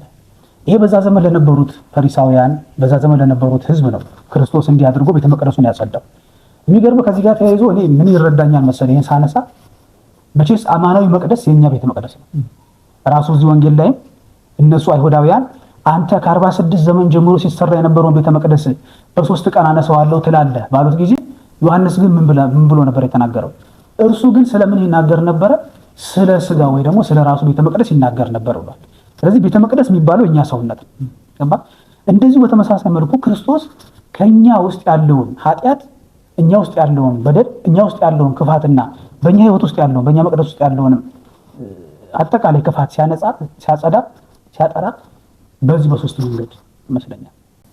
ልክ እየገረፈ እንዳስወጣቸው አንዳንዶቻችን በመከራ አንዳንዶቻችን በቀኖና አንዳንዶቻችን በብዙ አይነት መልኩ ያ እኛ ላይ አድሮ ያለውን ሰይጣንና ያንን በደላችንን በእንዲህ ባለ መልክ ከኛ ህይወት ያወጣል። አንዳንዱ ደግሞ በማፍረስ እሱ ራሱ ልክ ያን የገረፈ እንዳስወጣቸው ኃጢአታችንንም እንደዚህ ያስወጣልንና የገረፈ ከዛ በኋላ እሱ ራሱ ደግሞ ይገባል የቀረውን ኃጢአታችንንም ራሱ አፈራርሱ ማለትም እሱ ያድርብንና ያ ልቦናችን ላይ ሰውነታችን ላይ ቤቱን ሰርቶ ያለውን እንደ ንግድ ቤት ወይ ደግሞ እንደ ንግድ ቤት ሰርቶ ያለውን ደግሞ ያንን ኃጢአታችንን በማፈራረስ ደግሞ ቤተ መቅደሳችን ሰውነታችንን ንጹህ ያደርግልናል። በትእዛዝም ደግሞ ክርስቶስ ቤተ መቅደሳችንን እዚህ ሰውነታችን ላይ ኃጢአት እንዳያደርግ በንጽህና እንድንኖር በቅድስና እንድንኖር መላእክት እንዲጠብቁ በማድረግ ኃጢአት ወደኛ እንዳይመጣ ይሄ አማናዊ ቤተ መቅደሳችንንም ራሱ እንዲህ ባለ መልክ ክርስቶስ በህይወታችን በማጽናት ከህይወታችን በማጽናት ህይወትን ሲሰጠን እንመለከታለን። ይሄንንም ጨምሮ ነው የሚያስተምረን። ስለዚህ ውድ የሚዲያው ተከታታዮች በዚህ ህይወት ውስጥ ወይ ደግሞ በዚህ ክርስቶስ በዚህ ወንጌል ላይ የምናየውና የምንረዳው ትልቁ ነገር ምንድነው? እኛ ሰውነታችንን አስቀድመን ከኃጢአት እንጠብቀው እንደሚገባ ወደሱ ልንመለስ እንደሚገባ በደላችንና ኃጢአታችንን ወደሱ አምጥተን እሱ ከኛ እንዲያርቅልን ልናደርግ እንደሚገባና ለሱ ደግሞ ልንታዘዝ እንደሚገባ ይሄንን ቤተ መቅደስ ሰውነታችንን በብዙ መልኩ እኛም የሻጮች የለዋጮች ቤት አድርገነዋል። የምናከናውናቸው ብዙ ኃጢአቶች በሰውነታችን ላይ ስላሉና በዚህ በተለይ በጾም ወቅት ልንተገብረው ከሚያስፈልጉ ነገር መካከል ቤተክርስቲያናችን በምኩራብ ራሱ የምታስተምረን ይሄን ቤተ መቅደስ ሰውነታችሁን የሻጮች የለዋጮች የወንበዴዎች ዋሻ አታድርጉት፣ ቤት አታድርጉት ማለት የኃጢአተኛ ቤት አታድርጉት፣ የዲያብሎስ ቤት አታድርጉት ማለት መሆኑን የምታስተምረንና የምትነግረን መሆኑን በዚህ ወንጌል ላይ የምንገነዘበውና የምንረዳው ነገር ነው። እንግዲህ ብዙ ሰፊ ማብራሪያ ያለው እዚህ ላይ ደግሞ የተወሰኑ ሀሳቦችን የጎደሉትን ሀሳቦችን በደንብ ሰፋ አድርገን ስለ ወንጌሉ ጨምረልን እስቲ ደግሞ አንተ ረጅም ረቀቅ ያለ ምስጢርን ነው የሰማነው። ቃልዮትን ያሰማልን። ያው የወንጌሉ ምስጢር ይታወቃል፣ ሰፊ ነው። አሁን ብናነሳው ሰዓቱን ከመያዝ ውጪ ወይንም ሰዓት ከመግፋት ውጪ አዲስ ምስጢር ልናመጣ አንችልም። የተለመዱ ምስጢሮች ናቸው። ከዚህ ጋር ግን ተያይዞ ልንላቸው የሚገባቸው ነገሮች ምንድነው? ዋና ዓላማችንም እኛም የምንማረው ምዕመናን እንዲማሩ የምንፈልጋቸው ሀሳቦች ስላሉ ነው የዛሬውንም ወንጌል ያነሳ ነው። ቅድም እንዳልከው ክርስቶስን የቤተ መቅደስ መፍረስ የህንፃ መፍረስ አስጨንቆት አይደለም። ህንፃ ምንም ነው። ከዛ በላይ እኛ እሱ አርአያና አምሳል ህንፃ እግዚአብሔር ሆነን የተሰራ ነው። ሐዋርያው ቅዱስ ጳውሎስም ተመልክተህ እንደሆነ ለቆሮንቶስ ሰዎች በላኩ መልእክቱ በቀዳማዊ መልእክቱ በምዕራፍ 3 ከቁጥር 9 ላይ ሲናገር አይተው እንደሆነ ስለ ሐዋርያቶች ስለነ አጵሎስ ስለነ ኬፋ ሲናገር እሱንም አንድ ሲያረግ እስመ ያብሩ በግብረ እግዚአብሔር የእግዚአብሔር ሕግ የሆነች ወንጌልን ለማስተማር አንድ ነንና ወላይካነ እግዚአብሔር ነህነ እግዚአብሔር አገልጋዮቹም ነንና ወአንትሙ ህንፃ እግዚአብሔር አንትሙ እናንተም የእግዚአብሔር ህንፃ ናችሁ እያለ ይናገራል። ስለዚህ ውድ የሚዲያችን ተከታታዮች የቤተክርስቲያናችን ልጆች እንዲረዱልን እንዲማሩልን የምንፈልገው ትልቁ ሐሳብ ምንድነው የሚለውን ስናይ እግዚአብሔር የህንፃ መፍረስ አስጨንቆት አይደለም። የድንጋይ መፍረስ አስጨንቆት አይደለም። በድንጋይ የተመሰለ በህንፃ የተመሰለ ኋላ ላይ በትንሣኤ ዘክብር የሚነሳው ሰውነታችን እንዳይጠፋ ስለፈለገ ነውና ህንፃ የተባለ የኛ ሰውነት መሆኑን እዚህ ላይ ልብ ልንል ያስፈልገናል ማለት ነው። ድጋሜን ተመልክተ እንደሆነ በሁለተኛ ቆሮንቶስም በምዕራፍ 6 ከቁጥር 16 ላይ ይህን ቃል ሲያጸና ምን ይላል? አኮኑ መኑ ዘይደምር ታቦተ እግዚአብሔር ውስተ ቤተ ጣዖት የእግዚአብሔርን ታቦት ወደ ጣዖት ቤት ያስገባ ዘንድ የሚችል ማን ነው ይልና ይህን ሲተረጉሙ ሊቃውንቱ አንድ የእግዚአብሔር ሰውነት ማደሪያ የሆነ ይህን ሰውነት የአምልኮ ጣዖት ሊያስገዛ የሚችል ማን ነው ይሉና አኮኑ ነህነ ውእቱ ቤተ እግዚአብሔር ሕያው እኛ የሕያው እግዚአብሔር ቤቶች አይደለንምን እያለ ይናገራል። ስለዚህ ውድ ኦርቶዶክሳውያን ህንፃ ቤተ እግዚአብሔር ተብለን የተጠራ ነው እኛ መሆናችንን ልብ እንድንል ያስፈልገናል ማለት ነው። የኛም መልእክት የቤተክርስቲያንን መልእክት ቅዱስ ያሬድም የሰራልን ቤተክርስቲያኗን በወንጌል ያስተማረችን የኔም የወንድማችንን ሐሳብ ጠቅለል አድርገን ሊሆን የሚችለው በህንፃ የተመሰለ ሰውነታችንን በምኩራብ የተመሰለው ሰውነታችንን እነዚያ የቤተ ፈያት እንዳደረጉት ሁሉ በአተ ፈያት እንዳደረጉት ሁሉ እኛም ዛሬ ላይ የኃጢአት ሌቦች ተከማችተውበታል። በሰውነታችን ላይ የበደል መሸጫ ሆኗል ሰውነታችን፣ የክፋት መሸጫ ሆኗል ሰውነታችን፣ የመለያየት ማሳ ሆኗል ሰውነታችን። ስለዚህ ይህን ሁላ ነገር እንድናጠራው የቤተክርስቲያናችን መልእክት ነውና በዚህ ልክ እንድንረዳው የኛም የቤተክርስቲያናችን መልእክት ነው ለማለት ነው። ስለነበረን ጊዜ የአምላካችን ሁሉ እግዚአብሔር ስሙ የተመሰገነ ይሁንልን። የውድ የምሳሌ ሚዲያ ተከታታዮቻችን እንደ አምላካችን ፈቃድ ባለፈው ሳምንትም በዛሬውም በዚህ መንገድ ውይይታችንን ትምህርታችንን ቀጥለናል። አምላካችን ሁሉ እግዚአብሔር ቢረዳንና ቢያደርሰን በቀጣዩ ሳምንትም በተመሳሳይ ሰዓት የጀመርነው ውይይታችንን ትምህርታችንን በተለያዩ መንገዶች እንማማራለን እንረዳለን ማለት ነው። መግቢያችን ላይ እንደተናገርነው ለሁሉም የህብረተሰብ ክፍሎች እንዲደርስ ወንድሞቻችን፣ እህቶቻችን፣ አባቶቻችን እንዲጠቀሙበት በቻላችሁት አቅም እናንተም እንድትማሩበት አንድ ቃል እግዚአብሔርን መስማት መለወጥ ትልቅ ነገር ነውና የአገልግሎቱም አንድ ክፍል እንደሆነ ሚዲያውን በቻላችሁት አቅም እንዲደግፉ ላልደረሱት አካላት ለምእመናን እንዲደርስ እንድታደርጉልን በአምላካችን በልዑል እግዚአብሔር ስም መልእክታችንን እናስተላልፋለን። የአምላካችን የልዑል እግዚአብሔር መልካም ፈቃዱ ከሁላችን ጋር የሆነብን ይደረብን። ወስብሐት ለእግዚአብሔር።